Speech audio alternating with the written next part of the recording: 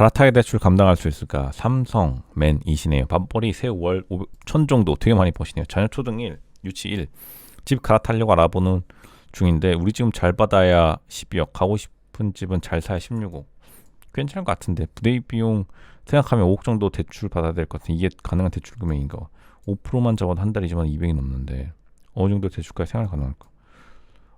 새우 200이면은 세전 어쨌든 세전에서 이자 빼주잖아요. 금리 대출은 일단 세금 빠지니까 생각보다 나쁘지 않은데 근데 아마 쓴 돈이 많으시겠죠? 15억 정도 대출 아니면은 뭐 모르겠네요. 뭐가 고민인 건지 한 달 이자가 200% 12억 아니 지금 보니까 지금 가지고 있는 그 뭐죠? 지금 가지고 있는 집이 대출이 지금 없는 것 같은데 그러면 5억 정도 대출 받아도 괜찮죠? 나쁘지 않은 것 같은데 아마 또 여기서 말 못할 고민이 계신 것 같은데 지금 뭐 나쁘지 않아 보여요. 대부분 또 이러다가 어쨌든 사는 집이 오르지 않아서 일단은 부담된다는 소리인 것 같아요. 제가 볼 때는 스스로도 이제 어느 정도 감당될 걸 알고 주판 튕긴 다음에 어쨌든 예전에는 이 집을 빚내고 사서라도 사면은 일단은 최소한 우상향을 할 거라는 믿음이 있으니까 실제로 어느 정도 이렇게 돈이 이제 태워졌거든요. 그리고 뭐 변동금리면은 금리가 그래 한 2008년부터 근 15년간 금리도 우하했기 때문에 변동금리 계속 갈아타면 버틸 수 있었는데 지금 뭐 약간 애매하다는 건데 솔직히 제가 냉정하게 말씀드리면 가고 싶은 집이 계시면 가는 게 맞는 게 왜냐면 만약 금리 내려가서 누구나 사고 싶은 총선 뭐 이런 데 있잖아요. 집이 진짜 안 나와요. 이거는 솔직히 가본 사람만 알고 진짜 살려고 돌아다니시는 분만 알아. 그냥 말로만 그냥 그 뭐냐 YTN 뉴스 그 녹화 방송 주구장창 보시는 분 아니고 진짜 그 왔다 갔다 하시는 분은 알아요.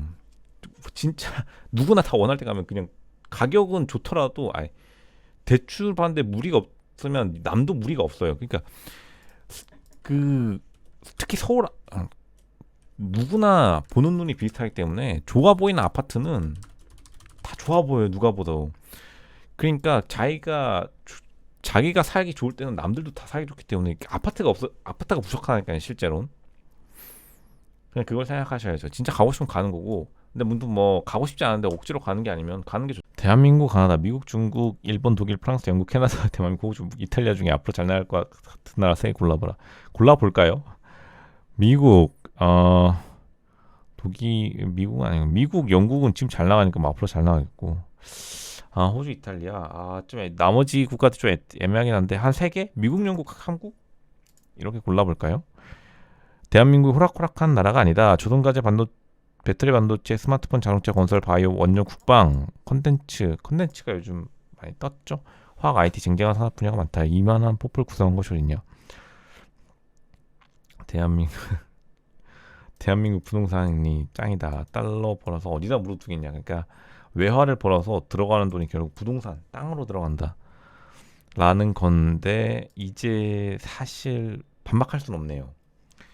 그러니까 이분의 말은 수출 강대국 대한민국이 달러 벌면 그 달러가 그 땅에 흡수되는 그러니까 이제 뭐랄까요 이게 뭐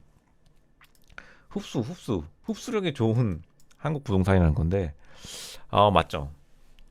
그리고 이래 왔고 여태까지 그리고 또 이런 거를 선호하는 게 있고 그렇기 때문에 뭐 맞는 말이다 이렇게 생각되고 실제로 그리고 또 특징 중에 하나가 지금 보시면은 조선가전, 배터리, 반도체, 스마트폰, 자동차 건설, 바이오, 원전, 국방, 화학까지 컨텐츠랑 IT 빼고 전부 다 이게 대규모 단지를 요구해요. 또 이게 한국 특징이 한국 산업 특징이 또 희한하게 대규모 단지를 요구하는 또 제조업이나 공업들이 많아요. 공업들이 대규모 부지를 요구하는 그 공업들이 많기 때문에 어쨌든 대규모 단지를 점유하고 그 점유하게 되면 그 주변에 어쨌든 간 장사하려고 모이들 거 아니에요. 그러면 거기도 부동산이 오르기 때문에 이런 식으로 그 국토가 개발돼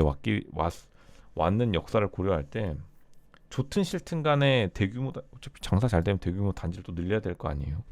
그러니까 이게 계속 반복되다 보니까 부동산이 그 부동산에 대한 규모가 커졌다 이렇게 보여지네요. 올해 집 사는 사람 무슨 생각이냐는 블라인이인데 집값 우상향이라고 믿고 폭탄할까봐 아니면 돈이 많아서 진짜 궁금해 물어봐. 댓글 좀 둘 다겠죠. 일단 돈이 많아야지 일단은 뭐 청약이라도 넣을 수 있거든요. 지금 대출 규제가 좀 걸려 있어서. 그리고 50년 만기 주담대로도 했는데 내가 볼 때 50년 만기 주담대 이거 이야기하는 사람 치고 진짜 대출 실행까지 가본 한 명도 없어요. 이거 해보신 분 제가 볼 때 뭐 나이 드신 분이 50년 주담대 어차피 대상도 아니까 해보지 않고 그냥 엿드는 걸로 아는데 실제로 이거 대출 실행 페이지에 들어가면은 사실 50년 그렇게 선택하시는 분들이 그렇게 또 많지도 않아요.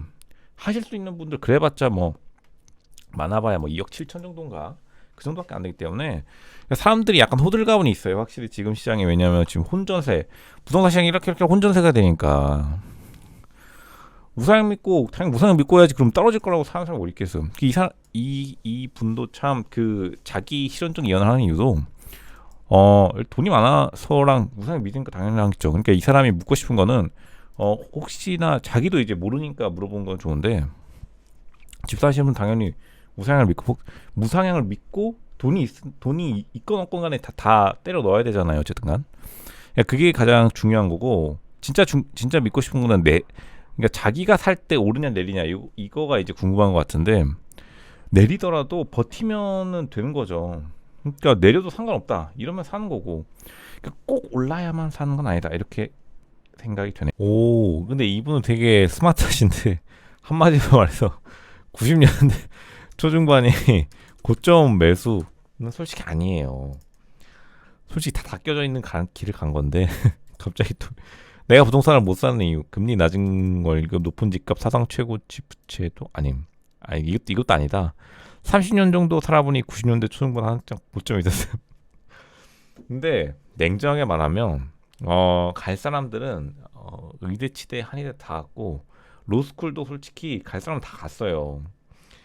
근데 물론 이제 보통 사람들한테 되게 가혹하긴 했어요. 90년대 생들이.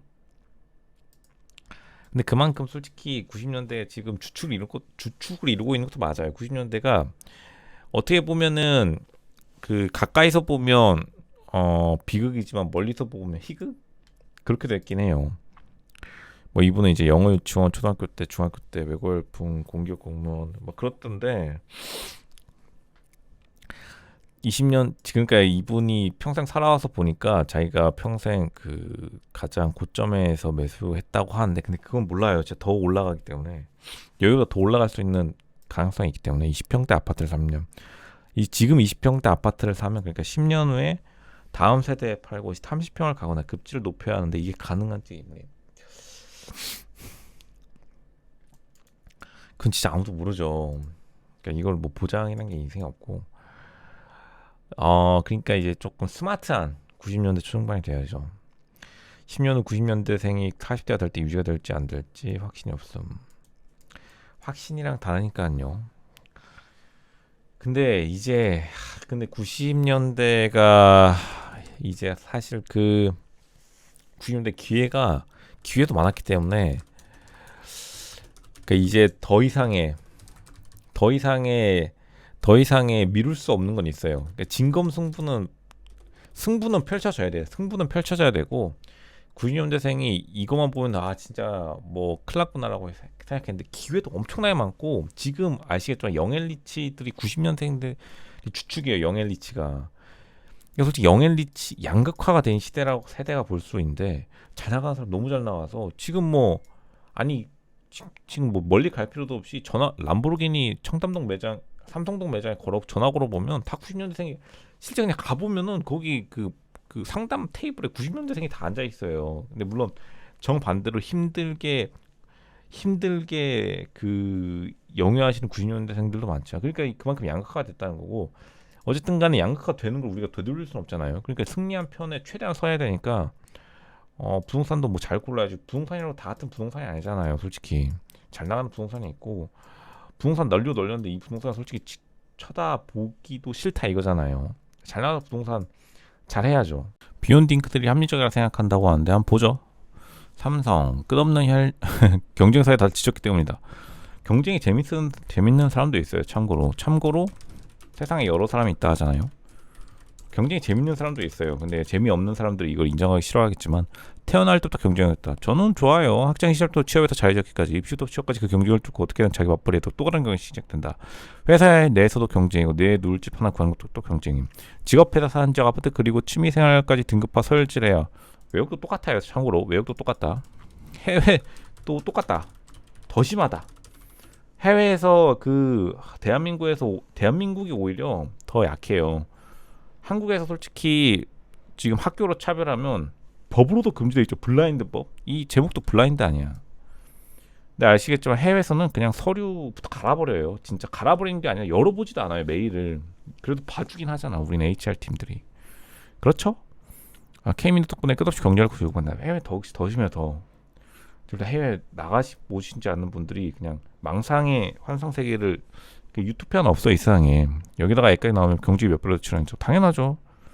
근데 당연하진 않고 뭐 그런 대충 키우시는 분도 많으니까요. 게임 비참가자가 늘수록 이미 참가 중인 사람들이 욕을 한다. 그렇지는 않죠. 경쟁에 참여하지 않는 MZ가 더 현명하다 생각한다. 경쟁하던 시대는 서서히 끝난다고 본다. 뭐 어느 정도 맞긴 해요. 근데 집단에 매몰된 개인은 맞긴 한데 어쨌든 근데 집단이 이제 세분화된 집단을 나뉘는 거죠. 뭐 골프 좋아하시는 분이 있고 축구 좋아하시는 분이 있고 뭐 야구 좋아하시는 분이 있고 이렇게 세분화로 이제 나뉘는 개인의 시대라기보다는 이제 한국이 완벽한 개인의 시대는 아니고 세분화된 집단의 시대로 변하고 있기 때문에 여기서 당연히 그 강한 자가 살아남은 게 아니라 살아남은 자가 강한 거겠죠. 그러니까 이제 잘 적응해서 또 이겨야죠. 그러면 그 반대로 물어봤을 때 제가 늘 물어보는 게 한국보다 못 사는 국가들의 임금을 그럼 적용해 주면 좋겠어요. 그러면 다 같이 그건 또 아니라고 할 거 아니야. 그러니까 자기의 말에 어느 정도 일관성이 있어야 돼요. 그러니까 진짜 경쟁 사회 다 지쳤으면 후진국한테 다 오픈하든지 이민 한 5천만 명 받든지 새로. 그러기 싫잖아요. 왜냐하면 솔직히 말해서 한국이 다른 나라보다는 낫다고 생각하고 자기가 동남아 사람보다는 내가 조금 더 똑똑하고 낫지. 혹시 그렇게 생각하면서 사니까 안 받는 거 아니에요. 아니면 지금도 허들을 이렇게 높여놨거나 그러지 말든가. 공급이 부족 가스라이팅. 솔직히 근데 서울은 진짜 공급이 부족해. 공급이 부족한 게 아니라 공급이 없었어요. 이거는 서울 한복판에 평생 살아보신 분 알아요. 진짜 공급이 없었어요. 왜냐면 2008년엔 공급이 많았거든. 그랬는데도 안 떨어졌어요. 그냥 서울이 떨어지겠냐고. 물론 2013년까지 힘을 못 줄였겠지만 근데 지금 와서 솔직히 말하면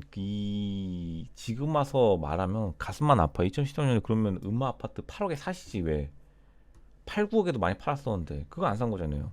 아시다시피 그리고 뭐죠?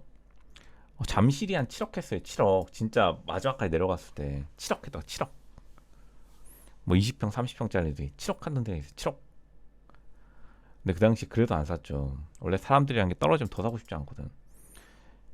원래 제 부동산이 신기한 게 그 당시 제가 기억하는 게 뭐냐면 잠실 아파트 가격이 원래 9억에서 9억 제일 비싼 가격이죠. 9억 비싸요. 9억에서 7억 되니까 사람들이 더 안 사더라고. 그러니까 땅바닥 이렇게 흘러다니면 뭐 뉴스 취재 와가지고 막 안 삽니다. 부동산 끝났습니다. 사는 집에서 사는 집으로 이렇게 그때가 그때였거든요. 근데 알겠지만 7억에서 갑자기 11억 가니까 그때부터 그냥 20억 가버리더라고요. 진짜로 실제 상황 아실 거예요. 그러니까 사람이 오르면 오를수록 더 사고 싶은 부동산이기 때문에. 그리고 이거는 진짜 진실인데 그 당시에 지금 혹시 이걸 보고 계실 수도 있겠죠. 그 당시에 명언이 있었어요. 명언 해주신 분이 부동산 투자 지금 성공하신 분이 계신데 부동산 오를 때 사야 된다. 근데 이런 말은 아직도 있죠. 근데 그분 진짜 샀어. 근데 그때가 7억에서 뭐 8억 오를 때였나? 뭐 이분 뭐 어떻게 됐을지는 상상에 맡기겠습니다. 지금 뭐 굉장히 행복하게 웃고 계시더라고요. 웃고 뭐 당연히 좋죠. 저는 남이 인상 쓰는 것도 웃는 걸 되게 좋아해요. 근데 아는 거랑 실행하는 거 다른데 실행하는 것이랑 완전 다른 건데 이분은 알기도 잘 알고 실행도 했더라고. 대단하신 분이긴 해요. 근데 이분 따라서 엄청나게 샀거든요. 그때 다 잘 됐죠. 그러니까 친구를 잘 사귀어야 된다. 어쨌든간 이분은 가스라이팅이라고 한다면 보자. 집이 부족하지 않다. 심지어 빈집도 많다. 근데 서울에는 없어요. 사실 공급이 부족하다고 가스라이팅 할까? 누구나 살고 싶은 집 서울 핵심지 신축 아파트는 늘 부족하기 때문이다. 구축 아파트도 솔직히 부족해요. 아파트 여기 대치동 학원을 다녀봤어야 알아요. 진짜 대치동 학원을 다녀봤어야 안다고 아파트가 어떤 의미인지. 이게 안 다녀보고 부동산 YTN 24시간 녹화방송 새벽 3시에 보면은 저 저거 뭐 나쁘다던데. 네이버 부동산 댓글창만 보면 저기 별거 아니야. 가봐야 알고 거기서 학원을 다녀봐야 알지. 그런 분들은 이미 8억 8억대 사신 분들이에요. 내려갔을 때야. 드디어 꿈에 그리던 솔직히 내부를 한 5천만 원 들어 수리해야 되긴 해요. 수리하면은 괜찮아져요. 근데 좀 낡긴 했어요. 동관 이런 것들이. 그것은 당신들을 위한 집이 아니다. 뭐 8억대 샀으면 제 집 많은데요. 물론 8억대 사는 분들 많아요. 그리고 뭐 아파트 말고 뭐 저기 압구정 가시는 분도 있겠지만, 근데 또 이런 말 하면 하지 말라 하더라고 주변 분들이. 뭐 실제로 보시는 분들은 자기 이야기하는 거 알겠죠. 뭐 잘 되신 분들이니까 굳이 뭐 좋게 생각해 주시고, 내가 가진 집들은 당신들에게 물량을 떠넘길 필요, 당신들이 살 필요도 없다는 뜻이다. 좋은 집을 샀었어야죠. 집값이 떨어지기를 바라면서 집에 대한 손을 멈추지 않는 당신들이 이해한들 뿐. 거기서 하면 된다. 이분은 이제 생각해보니까 경기도권의 그러한 뭐죠? 약간 뭐죠? 애매권, 경기도권도 아니고 애매권, 그 역세권도 아니고 이게 애매권이라는 게 있거든요. 애매권. 딱 봐도 그 근처에 사신 분들도 잘 안 가는 그런 걸 이제 말씀하시는 것 같은데. 근데 원래 이걸 다 알죠. 애매한 건. 근데 솔직히 애매권도 차 타고 다니면 괜찮긴 해요. 그러니까 너무 또 부정적으로 생각할 필요는 없다. 근데 부동산 가격 떨어지면 왜 안 됨? 정답부터 말씀드리면 주담 되잖아요. 이름이 담보대출인데, 여러분이 은행 CEO라 생각해 보세요. 여러분이 담보로 잡은 부동산이 떨어지길 바라겠어요? 은행은 버틸 수가 있잖아요. 돈이 어쨌든간 재정적으로나 그 정책적으로나. 그러니까 은행이 투매로 내놓지 않는 이상 부동산은 급락하기가 되게 어려워요. 애초에 원래, 그리고 시장 자체가 코인도 급락하기가 어려워요. 여러분이 생각하는 코인도 급락이 거의 없어요. 진짜 망했다라고 하는 코인도 생각보다 그렇게 한 번에 급락이 오지 않고 이렇게 계단식으로 가다가 마지막에 무너지지. 그럼에도 불구하고 부동산은 당연히 온갖 규제와 담보 잡은 은행들의 이해관계가 얽혀 있는데 당연히 급락이 없죠. 물론 이제 계단식 하락은 있는데, 계단식 하락이 더 고통스러운 건 맞긴 한데요. 그러니까 누가 떨어지면 왜 안 되냐는 문제가 아니라, 이게 당위성의 문제가 아니라, 당위성의 문제는 아님. 우리가 이거 도덕적으로 생각하면 안 돼요. 윤리적으로 생각하면 안 되고, 부동산 시장 가격이라는 거는 부동산이 뿐만 아니라 시장 가격 윤리적으로 생각하니까 계속 착각하는데, 시장 가격은 사는 사람이 있으면 파는 사람이 있을 거잖아요. 이 둘 다 누구도 손해보고 싶지 않은 그 가격이 시장 가격이기 때문에 어디 갔어? 사는 사람 뭐 개인이겠죠. 파는 사람 당연히 담보대출을 잡고 있는 은행이겠죠. 진짜로 이제 경제 위기가 오면, 그러면 사실 잘 안 판다고요. 안 팔어.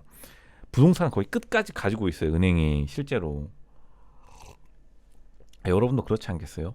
여러분 바로 지금 생활이 부족하면은 갑자기 부동산부터 달려가요? 아니면 저희 중고장터부터 봐요? 번개장터란다. 당근마켓 이런 데부터 내려줘. 갑자기 당근마켓에 집 내놓으시면 없을 거 아니에요.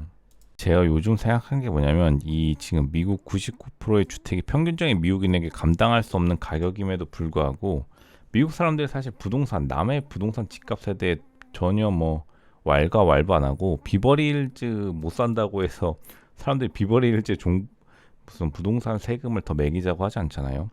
그런 거 보면 제 생각에 대한민국뿐만 아니라 조선 시대 때 어떻게 보면은 그 상업 경제가 몰락해서 국가 경쟁력이 떨어진 이유가 한마디로 돈을 윤리적인 관점에서 바라봤기 때문에 이제 어떻게 보면 대한제국이 무너졌다고 생각해요. 그러니까 돈을 윤리적인 거랑 지금 접목하니까 미국처럼 이렇게 객관적으로 사건을 바라보지 못하고, 미국이 어쨌든 간에 부동산 문제가 많았는데 다 회복하고 나름대로 잘 가고 있죠. 그러니까 한국은 돈을 윤리적인 걸로 바라보니까 어떻게 보면은 더 사람들이 감정적으로 대응할 수밖에 없는 거예요. 왜냐면 동아시아 국가에서 윤리적인 것은 선이고 어떻게 보면은 하나의 좋은 것, 선악의 개념으로 보니까 이게 어떻게 해결될 수가 없는 거예요. 한국의 부동산 문제는. 한국 부동산 문제를 어떻게 해결해? 시간이 지나도 1억짜리 집하고 저기 한남더이라고는 계속해서 존재할 텐데 그걸 전혀 비현실적인 대안을 일부러 비현실적인 대안을 변명하듯이 내놓는 게 한국의 현실이라고 봐요. 부동산이든 뭐든 간에. 그러니까 제가 요즘에 만나시는 분들 보면 돈이 없는 게 정말로 이게 한국이 청백리의 문화라고 해야 될까요? 청백리 당연히 관리는 당연히 그거는 뭐 청렴은 당연한 건데 그걸 넘어서 가지고 돈이 없는 게 선하다. 돈이 없어서 누굴 무시하라는 게 아니라 돈이 없는 게 선하다라는 이것 때문에 굉장히 그 500년간 우하향을 그렸고 그 이제 대한제국 시기가 끝나고 현재 한국이 잘 나가고 있음에도 불구하고 아직까지도 이 윤리적 관점 때문에 그러니까 어떻게 이렇게 일이 생기게 되는지 참 안타깝기도 하고 그래요. 부동산이나 모든 부동산이나 각종 뭐 어떻게 보면은 재정 관리 그리고 플러스 알파로 뭐 여의도 산업은행 이전도 똑같아요. 그러니까 다른 사람을 솔직히 뭐랄까요, 여의도 산업은행을 부산으로 남의 일이니까 쉽게 생각하는 거지. 이거 뭐 진짜로 지역균형하면은 자기가 먼저 가지 산업은행을 먼저 보낼 필요도 없잖아요. 물론 이제 산업은행 같은 경우에 약간 전략을 잘못 짜는 바람에 부산으로 어차피 갈 수도 있지만 더 좋은 뭐 쪽으로 해결됐을 수도 있는데 좀 안타까운 측면이 있지만 계속해서 이게 뭐 부산을 그렇게 또 크게 발전시킬 수는 뭐 가봐야 알겠지만 그러니까 부산의 그러니까 지역 균형 발전도 사실 냉정하게 말하면 돈을 위주로 설계를 해야 되는데 돈을 잘 벌 수 있도록 해야 하는데 한국이 돈을 잘 버는 거를 일부러 돈을 잘 버는 거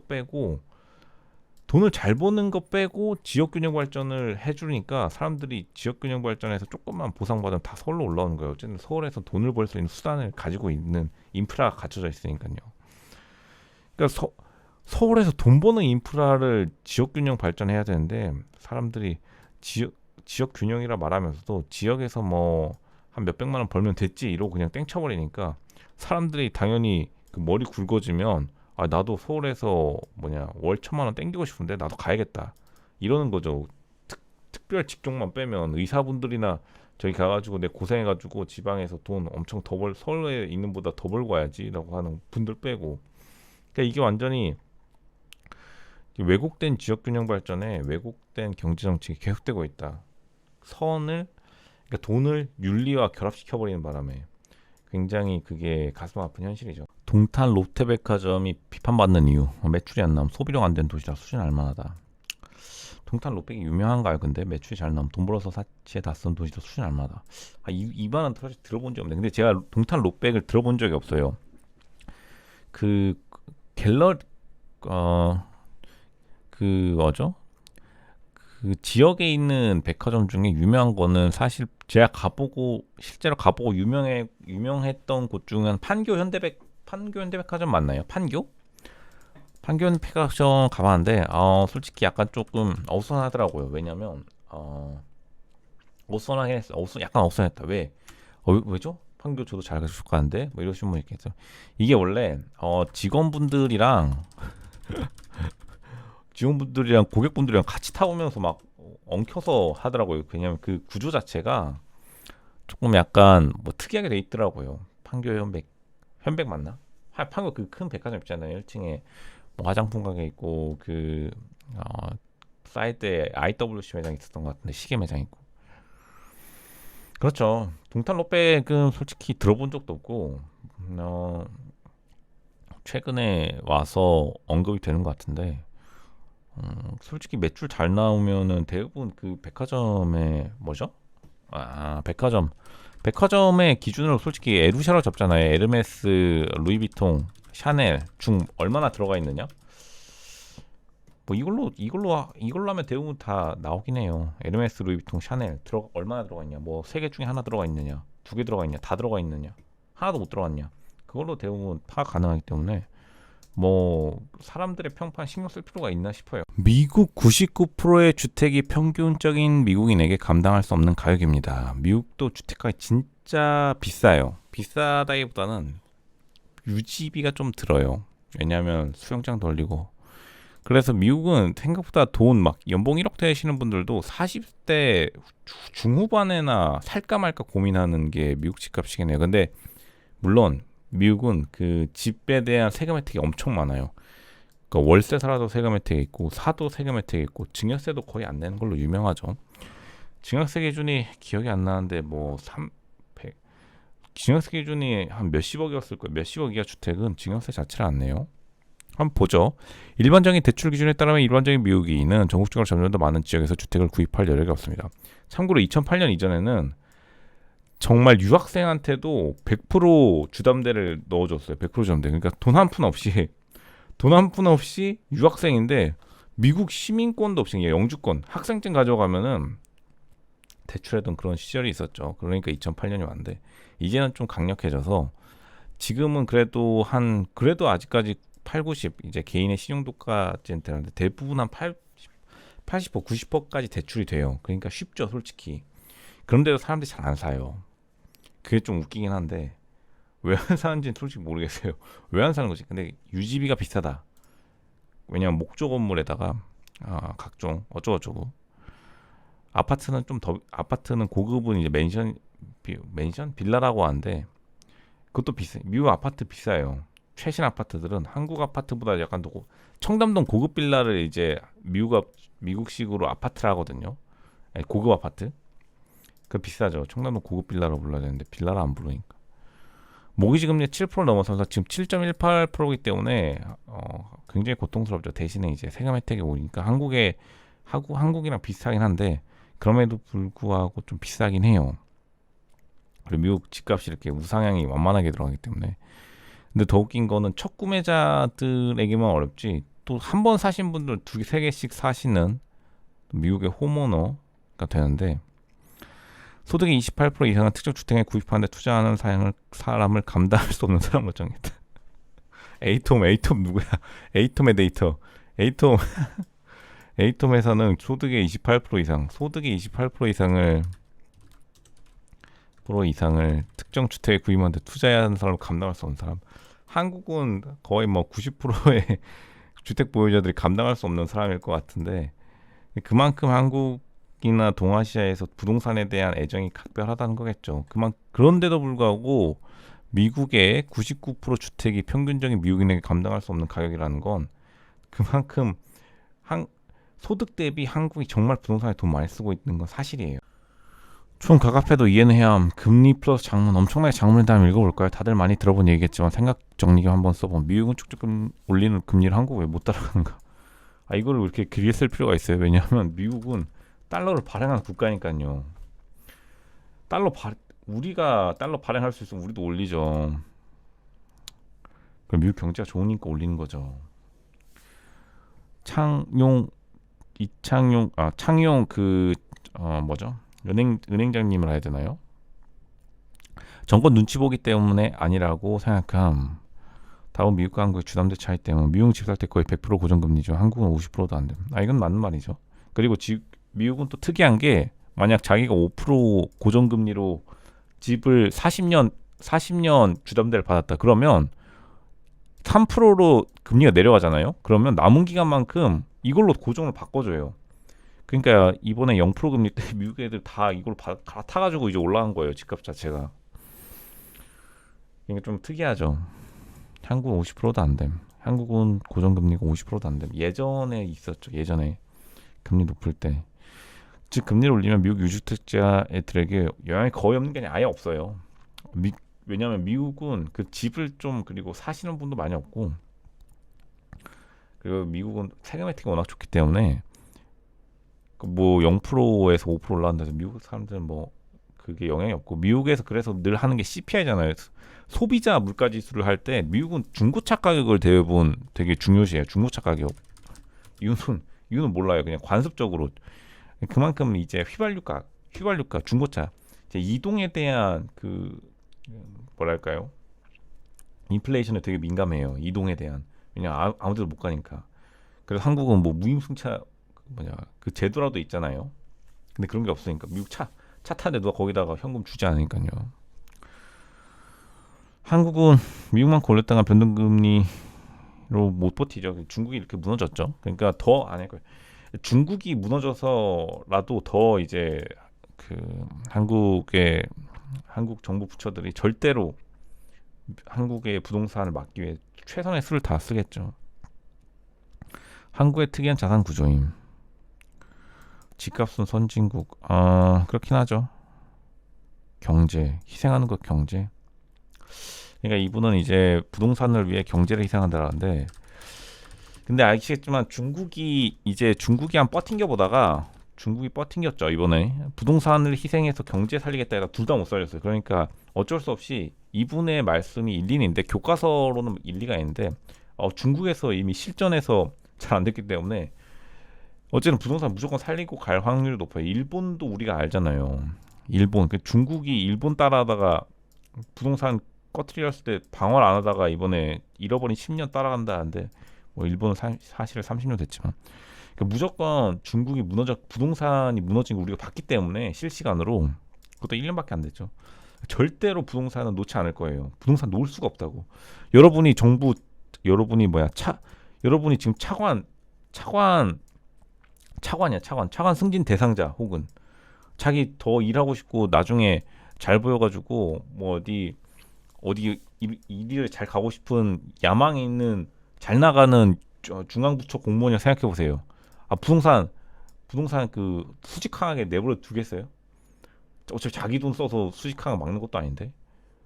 애초에 중국도 이제 뒤늦게 막다가 어차피 돈 두세 배로 들까, 그냥 우리 미리 막아버리죠. 이러고 이렇게 중간까지 떨어질 때 이렇게 반동 치겠죠. 반동 치도록 만들겠죠. 근데 변동성, 불확실성, 복잡성, 모호성 속에서 더 나은 리더가 되는 방법. 다시 한번 말해볼까요? 변동성, 불확실성, 복잡성,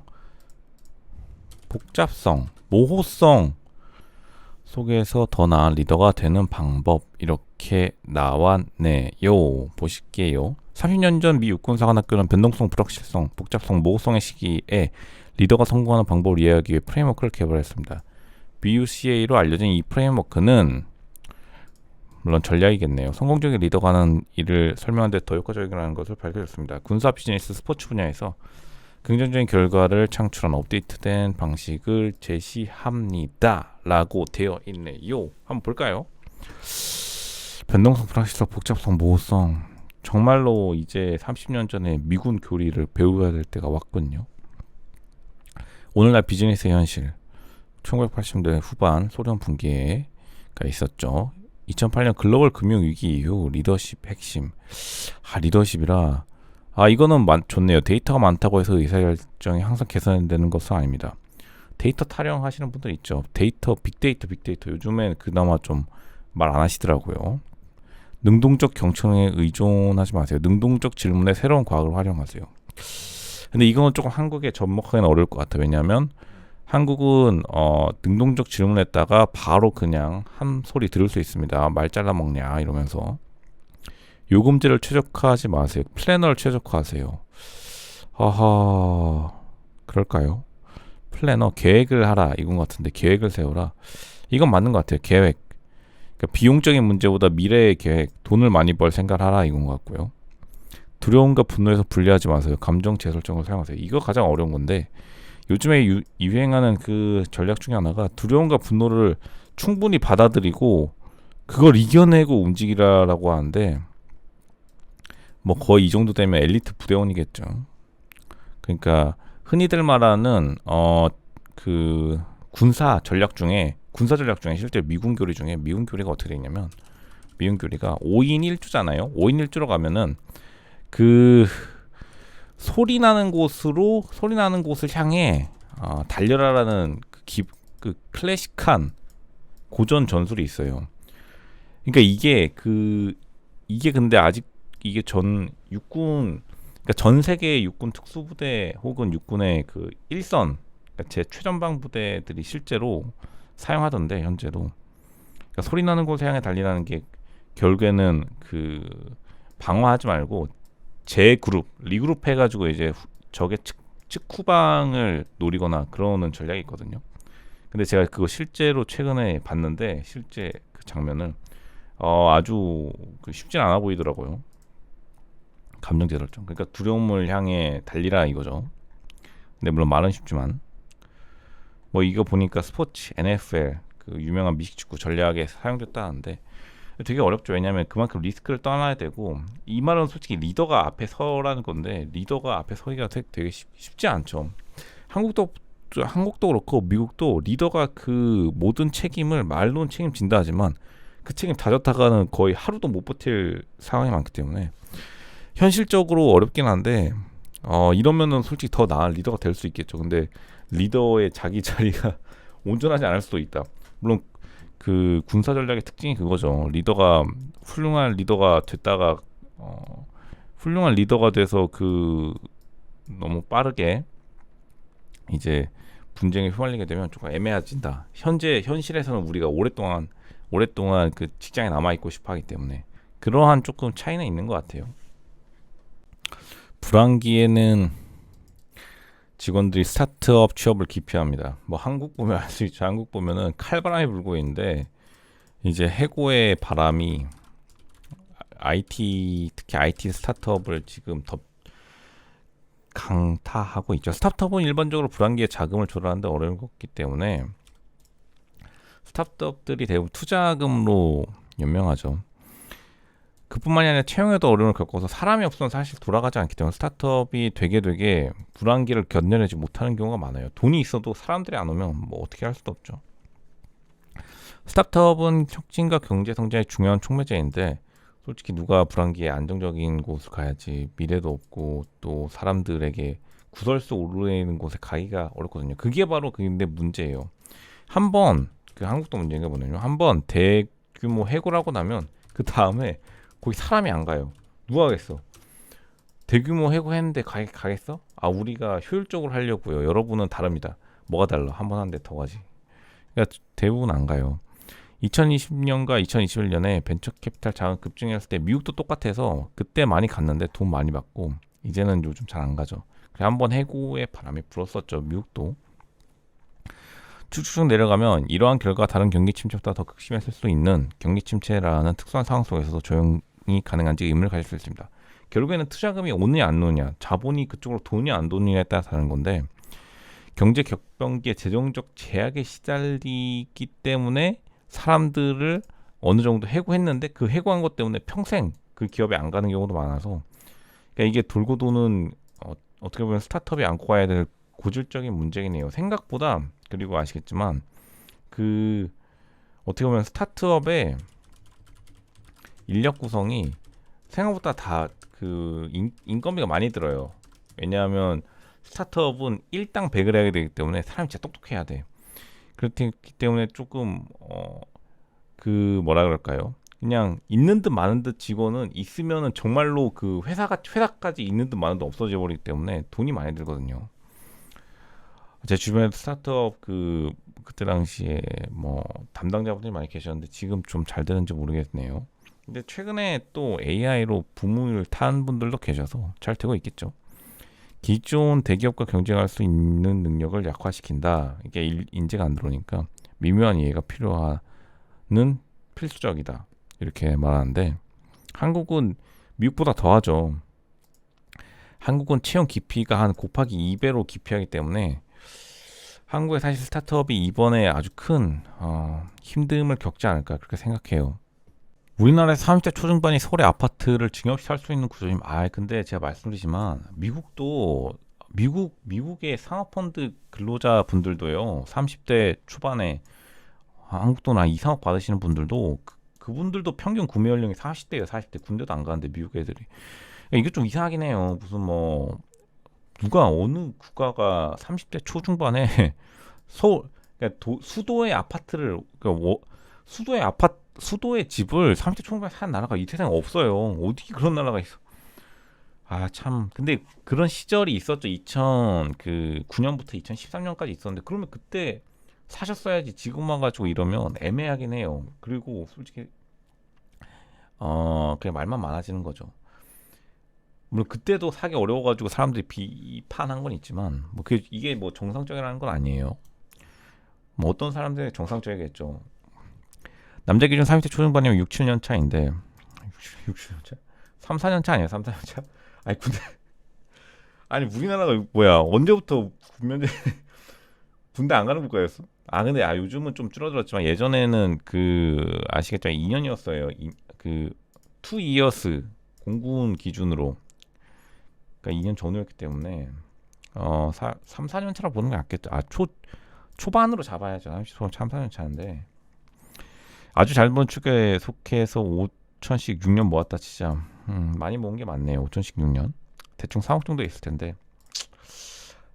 솔직히 하면 한 2억 정도 있겠죠. 냉정하게 말하면 30대 초중반에. 왜냐면 차 살 거잖아. 차 없이 다닌다?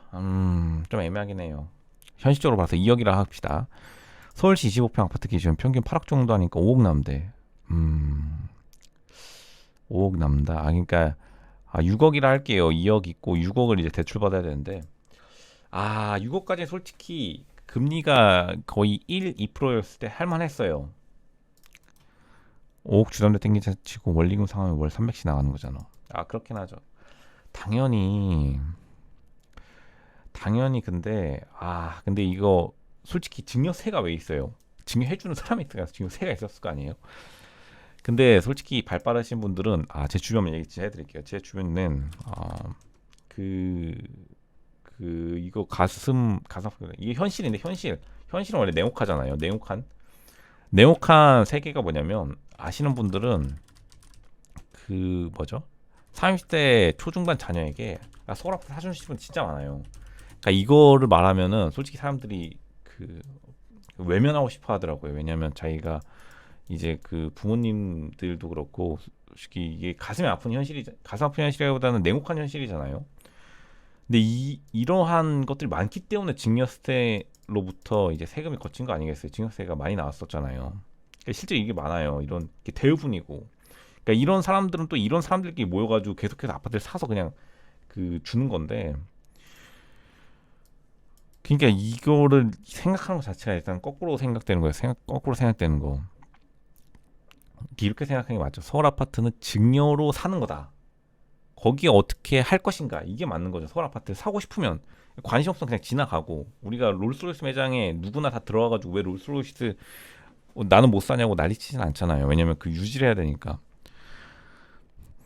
그러니까 서울 아파트도 약간 비슷한 게 산 다음에 그냥 가족들이 유지하는 개념으로 밀고 들어가는 게 맞아요. 그러니까 가족이 다 총동원돼야지 원래 할 수 있는 거고 이건 30대 이게 나이의 문제가 아니라는 거예요. 그러니까 30대가 뿐만 아니라 50대들도 다 동원돼야 돼. 다. 그러니까 혼자서 할 수가 없어. 혼자서 어떻게 20억 대는 아파트나 부동산들을 운영을 할 수가 없다니까요. 그리고 세금 때문에 할 수도 없어요. 가족들이 따로따로 각계전투로 할 게 아닌데 각계전투로 접근할수록 왜 각계전투 접근하는지 솔직히 알 것 같아요. 왜냐면 가족들끼리 불화도 있으신 분들도 많고 각계전투를 할 수도 없는 게 아빠가 몰래 20억짜리 아파트 사고 자식이 몰래 돈을 잘 벌어서 8억짜리 아파트 산다 하더라도 이 서로 세금 걸려가지고 서로 막 통지가 가요. 세무사한테 왜 이거 뭐죠? 장난하시나요? 이거 세금 혜택 우리 없습니다. 내세요. 돈 8억에 10%만 해도 8천만 원인데 8천만 원 내라고 이렇게 통지서 날라오면 당연히 이게 가족회의 한번 해야겠다 이렇게 되는 건데 10%가 더 높아요. 그리고 증여세나 각종 부대 세금이 부동산세, 종합소득세 같은 게 굉장히 브라켓을 넘어가는 순간 가족 명의로 이렇게 날라오거든요. 가족 단위로. 그러니까 힘들다고 힘들다. 각계전투는 아니다. 이분의 그러니까 전제 조건 자체 틀렸다는 거예요. 초중반 개인이 하는 게 아니다. 개인으로 팀으로 바라보는 게 맞다. 그렇게 말씀드릴게요. 집은 소득이 아니라 자산으로 사는 거다. 요즘에 이런 말이 또 유행이던데 맞긴 해요. 맞긴 한 게 왜냐면 실제로 지금 서울에 집 두 채, 서울 집 두 채 이상 가지신 집안분들이 애초에 두 채 살 때 첫 번째 집을 그 레버리지로 사용해가지고 한 채 사는데 이제 그 다음에 올라가가지고 지금의 뭐 자산을 이룬 경우가 되게 많거든요. 근데 맞긴 해요. 근데 소득도 뭐 높으면 좋겠지만 현재까지는 자산으로 산 게 맞았고, 정확히는 자산에 대한 뭐 자신의 자산에 대한 뭐 선택이 옳았다 이렇게 볼 수도 있겠죠. 그러니까 이분은 내 연봉이 얼마니 얼마짜리 집을 사야 한다 생각하니 집값이 거품으로 보인다는 건데 이게 진짜 맞긴 해요. 그러니까 자산이 없더라도 솔직히 자산을 올릴 수 있는 기회가 많았기 때문에 점점 더 이제 자산에 대한 안목을 가지신 분이 사실 부동산 시장뿐만 아니라 사실 원래는 부동산 시장뿐만 아니라 모든 시장에서 자산 안목을 가지신 분들 이미 앞서 나가고 있었는데, 근데 솔직히 부동산은 눈에 보이고 이거는 눈에 보이진 않잖아요. 근데 이제 부동산이 최근에 눈에 보이는 것들이 많이 더 눈에 보이기 시작하면서 사람들이 그 소득 기준으로 많이 보기 시작했는데 이거는 진짜 아니기는 해요. 그리고 여태까지 아니고 근데 이렇게 바꾸자고 하면은 뭐 어쩔 수 없죠. 그럼에도 불구하고 현재까지는 자산을 사는 게 어느 정도 맞았다. 물론 소득도 높을수록 좋지만 소득이 어느 정도 그 제한되어 있었기 때문에 그건 이분의 그 주장은 맞는 말. 그리고 요즘 이런 주장이 또 그 유행을 얻고 있다, 인기를 얻고 있다, 이 정도까지 확인되네요. 회사 50살까지 못 다닐 수 있는데 주담대는 어떻게 40년이 나오냐. 은행에 회사 잘려도 알아서 자금 구해서 대출 갚겠지라는 믿음을 현재 재직 회사를 보고 그 사람 능력과 의지에 베팅하는 건가요? 그게 아니라 팔면 되니까요. 은행은 뭐 담보 잡은 게 있으니까 담보 잡은 게 있으니까 빌려줘도 솔직히 손해 보는 게 없죠. 어차피 이자만 내면 되는 거니까. 담보가 있잖아요, 담보. 그러니까 어떻게 보면은 한국의 주택 시장은 은행이 어느 정도 받쳐주는 것도 있죠. 왜냐하면 은행이 담보 잡은 거가 있으니까 자신의 담보 가격의 가치를 훼손시킬 은행은 없잖아요. 그러니까 한국의 집값을 기본적으로 지탱하시는 분들은 은행이죠. 왜냐하면 담보를 잡은 담보물이 부동산이니까 부동산 가치를 하락하는 걸 은행들이 싫어하면은 어쨌든 한국에 돈이 모이는 곳이냐. 그 돈이 모여 있는 곳에서 부동산이 떨어지기를 싫어한다. 그러니까 떨어지기는 어렵고 올라가기는 나름 용이한 환경이 일단 구축됐고, 이게 대부분 기본 근간을 이루죠. 부동산 가격의 기본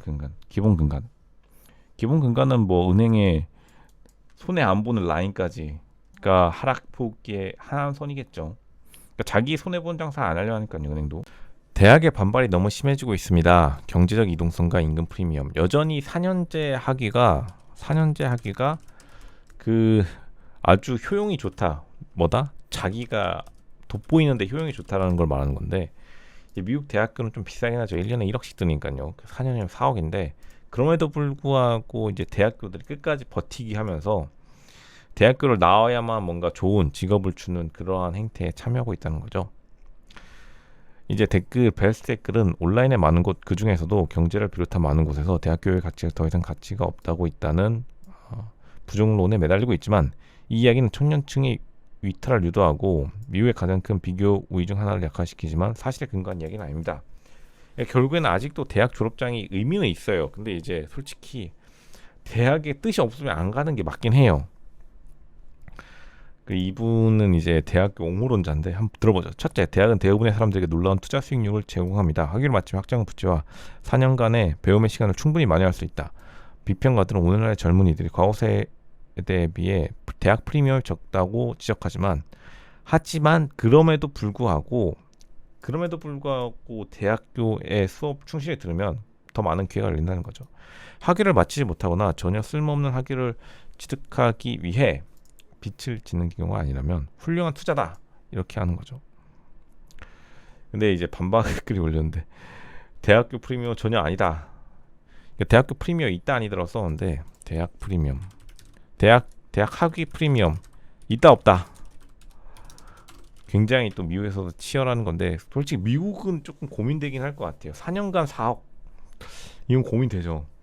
4년간 4억 좀 고민될 만하다 이렇게 생각이 되고 물론 이제 그 세금 혜택이 있으니 저는 솔직히 미국 학위에 미국 그 정부 지원 그 프로그램에 당연히 참여하죠. 그 세금 혜택도 주고 장기간 동안 나눠낼 수 있고 또 미국 대학 학위가 어디 도망가진 않으니까요. 그럼에도 불구하고 뭐 시간이 급하다라고 하면 안 해도 되죠. 아니면 들어간 다음에 뭐 중간에 나와도 돼. 가계대출이 곧 2천 조라는데 전세대출 한창 잘 나오기 시작하는 박근혜 때 600조에서 1,000조 간다고 난리였는데 부동산 대출이 갑자기 얼마나 많이 늘어난 거냐. 대출이조가 소득보다 많아서 생활이 곤란한 사람이 170만 명이라는데 가계대출이 GDP 대비 80% 이상이면 경기 침체 온다는데 현재 100%가 나오는데 부동산이 더 오를까? 최근 50년 만기 대출 때문에 5, 60대 대출이 폭증했다는데 그 중에 희망퇴직 구조조정 붐이 부네. 그 와중에 부동산이 더 오를까? 아마 이걸 물어보고 싶었던 거예요. 부동산이 더 오를까? 그건 모르죠. 어떻게 합니까? 그러니까 알았으면은 다들 2013년에 샀겠죠. 샀더라도 그 당시에 뭐 자본 상황이 여유치 않은 사람들이 안 샀겠죠. 안 사고도 돈 많이 번 사람 있죠. 뭐 연봉도 높은 사람도 많고, 그리고 또 뭐 주식화해서 성공하신 분도 많고, 테슬라로 부자 되신 분들도 많고, 부동산 끝까지 안 하신 분도 많고. 그러니까 각자의 상황은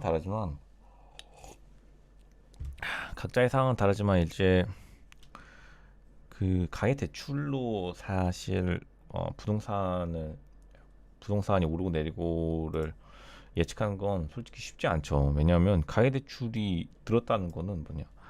앞으로 사람들이 가계 대출 더 쓸 거라는 얘기 아니에요. 그러니까 100% 넘는 게 어렵지. 200% 되면 되는 거 아니에요. 어차피 오르면.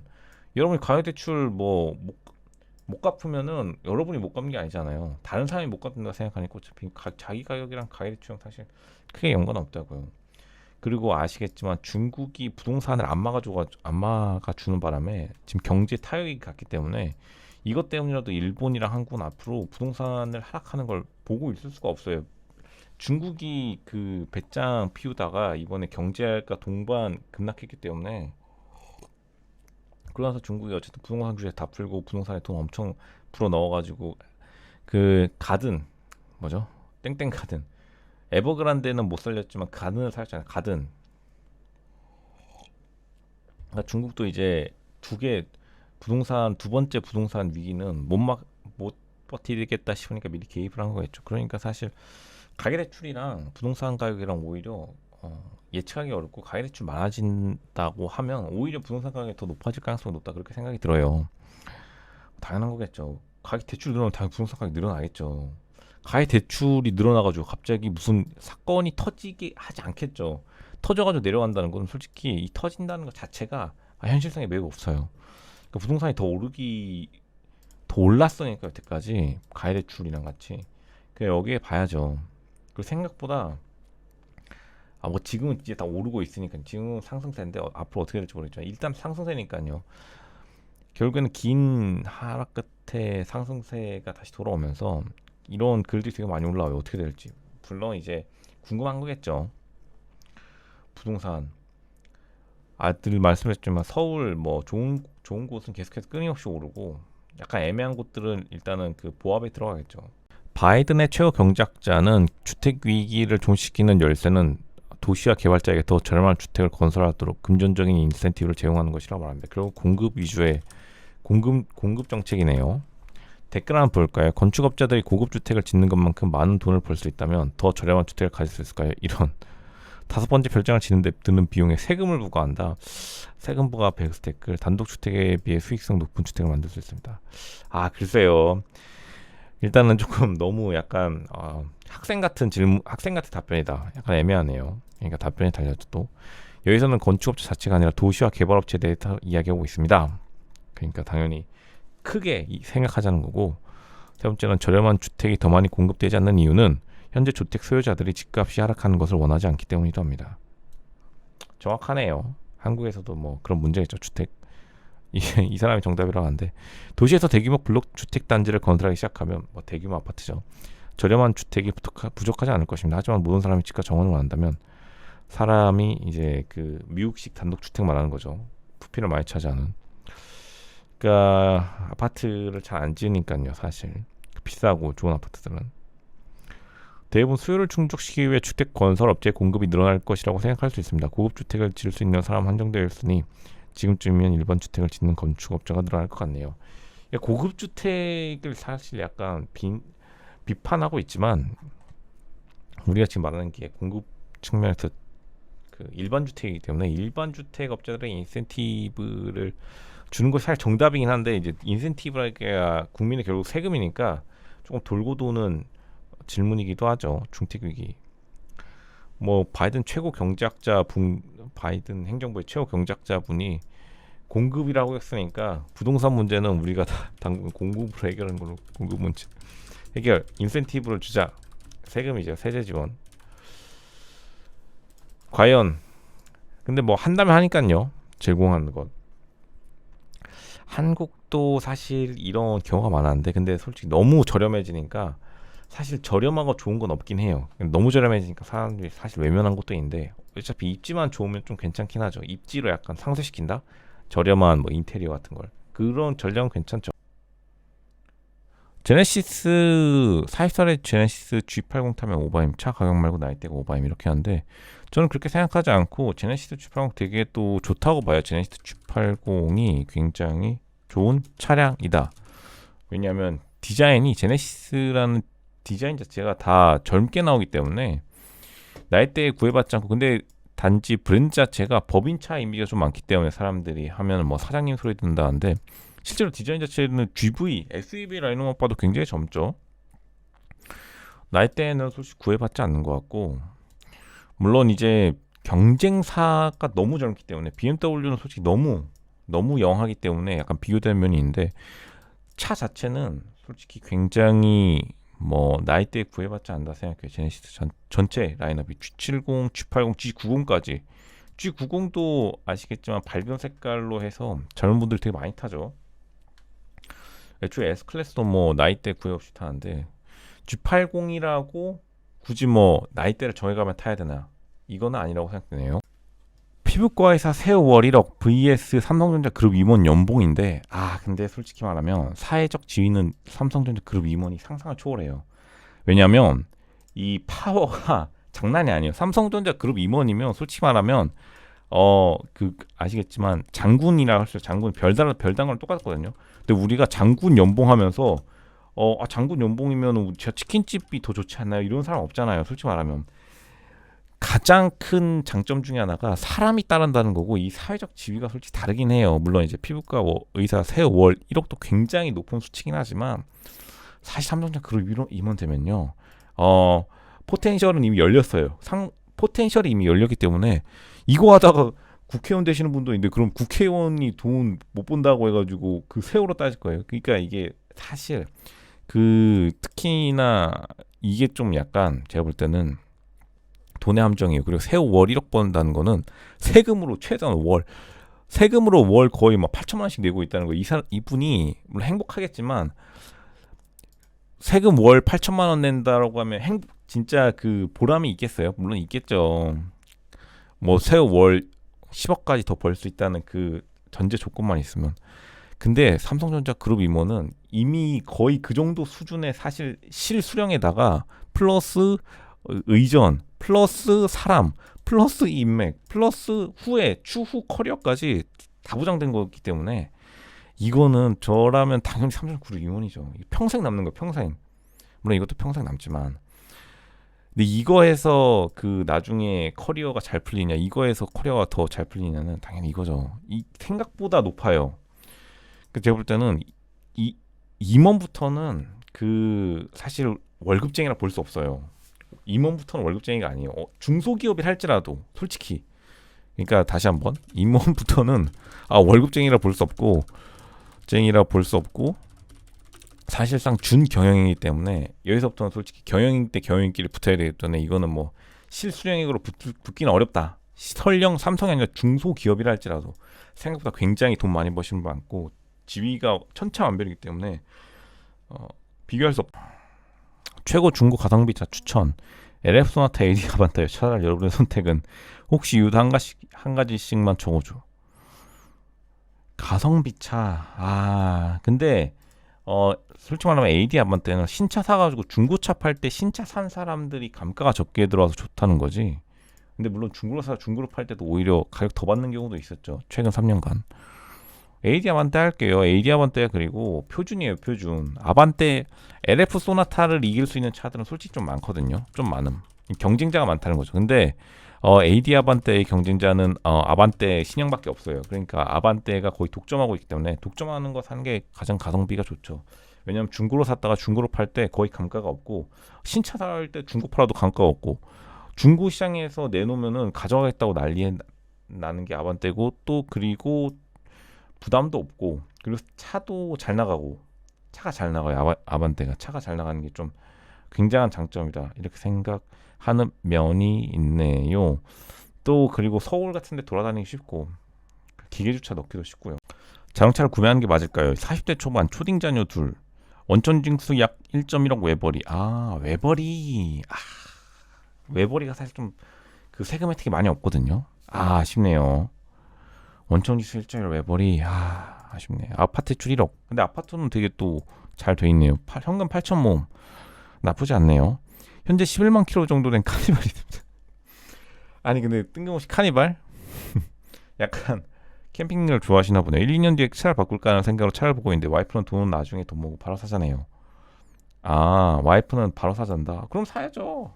나는 또 와이프가 나중에 사자고 한 줄 알았는데 그럼 사세요. 차를 보니 저도 하고 싶긴 한데 그렇겠네요. 차에 돈을 쓰는 게 정말 경제적이지 않은 것 같아 고민입니다. 물론 이제 오래 타야 되죠. 오래 타면은 경제성이 이제 살아나는데 또 여기도 볼보가 나왔네. 차종이 BMW 6GT랑 볼보 S90이에요. 근데 6GT라고 올리시는 순간 일단 6GT를 사게 돼 있어요. 일단 이게 BMW 6GT라는 입으로 올린 것 자체가 그러니까 이거를 구설수에 올린 것 자체가 이거 사고 싶다는 건데 이거 사야 돼요. 그냥 6GT 라인 일단은 언급하시는 분 이거 사는 게 맞다. 왜냐하면 이거밖에 없거든요. 이런 느낌을 주는 차가 보니까 카니발 하니까 딱 그 느낌 오는데 6GT 사야겠네요. 6GT 참고로 7 시리즈 그 바디라 굉장히 크긴 해요. 그리고 디자인도 솔직히 좀 괜찮고 6GT 하겠습니다. S90은 솔직히 6GT보다는 조금 작은 느낌이 들어요. 실제로 안에 들어가 보면 왜냐하면 이게 위가 이렇게 안 트여 있기 때문에. 아우디 A6 vs 제네시스 G80. 제네시스 이야기가 되게 많네요. 제네시스 G80이라 아우디 A6 휘발유 쿼트로 프리미엄 차가 8,100만원 할인 시 6,000 중후반 할인 되게 많이 해주긴 하네요. 제네시스 G80 휘발유 2.5 터보 차가 옵션판 6,000원. 그러면 솔직히 A6가 좋죠. 할인 받을 때 사는 게 좋아요. 아우디가 솔직히 좋긴 해요. A6 생각보다 승차감이랑 이런 게 좋다요. 생각보다 그냥 A6 원래 좋아요. 솔직히 한국에서 아우디가 솔직히 너무 평가절하되는 경향은 있어요. 평가절하. 2000년대 초반에도 솔직히 좋았어요. 아우디가 너무 평가절하되기 때문에 현실적인 좀 휘발유차. 당연히 이렇게 할인 많이 받으면 당연히 아우디죠. 아우디 원래 그리고 또 할인 안 해줄 때도 있는데 요즘 할인 많이 들어오는 게 좋긴 해요. 그리고 솔직히 이런 차 만나기 어렵기도 하고 또 디자인이 괜찮기도 하고요. 근데 뭐 제네시스를 타야 된다. 그럼 제네시스 타는 거고요. 그러니까 뭐가 좋다 나쁘다가 아니라 사실 아우디가 그만큼 특징적이긴 해요. 아우디의 특징. 아우디 좋죠. 저는 아우디 선택할게요. 아우디 A6 휘발유 쿼트로 프리미엄. 이유. 생각보다 굉장히 좋은 차가 아우디. 승차감이 되게 좋아요. 제네시스 G80도 근데 솔직히 승차감 좋긴 해요. 근데 이제 할인이 깎아 붙으면 솔직히 아우디가 이기 힘들고 또 그 쿼트로잖아요. 쿼트로. 제네시스도 4륜구동이 있는 건 아닌데 그 약간 느낌이 다르기 때문에 근데 뭐 우열을 따진다. 우열이라 근데 이건 솔직히 취향의 영역이긴 해요. 생각보다 제네시스도 좋은 차예요. 생각보다. 제네시스가 사실 독일 차와는 또 다른 고급스러운 매력이 있거든요. 그리고 제네시스 하면 솔직히 벤틀리 생각이 난다 하잖아요. 근데 실제로 벤틀리랑 느낌도 비슷해요. 승차감이. 근데 뭐 벤틀리 솔직히 폭스바겐 브랜드니까. 그럼에도 불구하고 아우디랑 벤틀리랑 좀 다르고 같은 폭스바겐을 공유한다 하더라도 제네시스랑 벤틀리랑 좀 유사한 감이 있기 때문에 둘 중에 약간 취향 차이고 시승해가지고 만약 제네시스가 너무 좋다 그럼 제네시스 타도 돼요. 국가가 얼마나 부유한지를 측정하는 가장 좋은 지표는 무엇이라고 생각하시나요? 어떤 지표가 어느 나라가 얼마나 부유한지, 어떤 지표가 생활 수준 측면에서 최고인지를 더 잘 보여주는지에 대한 토론을 하고 싶습니다. 1번 구매력 평가, 2번 1인당 자산, 3번 1인당 국내 총생산, 4번 1인당 평균 수익. 사실 총생산이죠. 왜냐하면 총생산이 되면 자연스럽게 1인당 자산, 1인당 구매력 평가, 1인당 평균 수익은 올라가기 마련이거든요. 1인당 GDP에 가장 적합하죠. 냉정하게 말해서. 물론 이제 그 다음이 1인당 자산이겠죠. 자산 그 자본이 최근에는 강력한 시대니까요. 댓글들 한번 볼까요? 부자를 어떻게 정의하느냐에 따라, 그리고 국가 자체를 보느냐 아니면 그 나라의 국민을 보느냐에 따라 달라집니다. 저는 부유한 국가는 시민들에게도 괜찮은 조건을 제공할 수 있다고 생각하기 때문에 하위 30%의 PVP는 이제 구매력 측정 지수라고 보면 되는데, 구매력 지수를 이분 좋아한다고 하네요. 이분은 구매력 지수 부는 우리가 가진 활동의 총합이므로 부의 중간값이 더 정확하다고 생각하지 않나요? 부의 중간값 평균치 그러니까 평균치 뭐 구구절절 썼고요. 화폐 가치이기 때문에 무의미하다라고 하는데 평균 기대 수명 행복 지수는 별로 이론적으로 좋지만 진정한 행복 수준을 포착하지 못하도록 왜곡됩니다. 국민 총행복 이런 것도 있지만 역시나 그 구매력 지수가 나오긴 하는데 제 생각엔 역시나 1인당 국내 총생산 그다음에 1인당 자산 부유한지를 측정하기 위해서 갑자기 뜬금없이 행복이 나오긴 했는데 가끔씩 뭐 행복 지수가 나오기도 하죠. 가장 뭐 클래식하다. 이거 해당한 남자는 진구일 가능성이 없다. 1번 정비 잘 된 2,500 이하 중고차, 관리 잘 된 국산차. 2번 외제차 안 좋아함. 3번 어디 안 감. 4번 명품 안 좋아함. 5번 몸에 뭐 없음. 6번 안핌. 7번 없음. 8번 ASP 브랜드 좋아. 뭐 유니클로 같은 거겠죠. 9번 커뮤니티 잘 안함. 10번 외모와 나이에 대한 객관화가 잘 돼 있음. 사실 뭐 반박하기는 어렵긴 하네요. 근데 2,500 이건 뭐지, 약간 너무 구체적이어서 황당한데 관리 잘 된 국산차로 바꿔야겠네요. 관리 잘 된 국산차로 바꿔야겠는데 친구가 쓸 수 없다. 근데 이거 제가 볼 때는 남자가 쓴 것 같은데 이거 뭐야, 자기 이야기야. 자기도기 아니야, 자기도기. 근데 뭐 어느 정도 뭐 반박하기는 어려운 맞는 말인 것 같긴 해요. 어느 정도 맞는 말. 물론 이제 사실 근데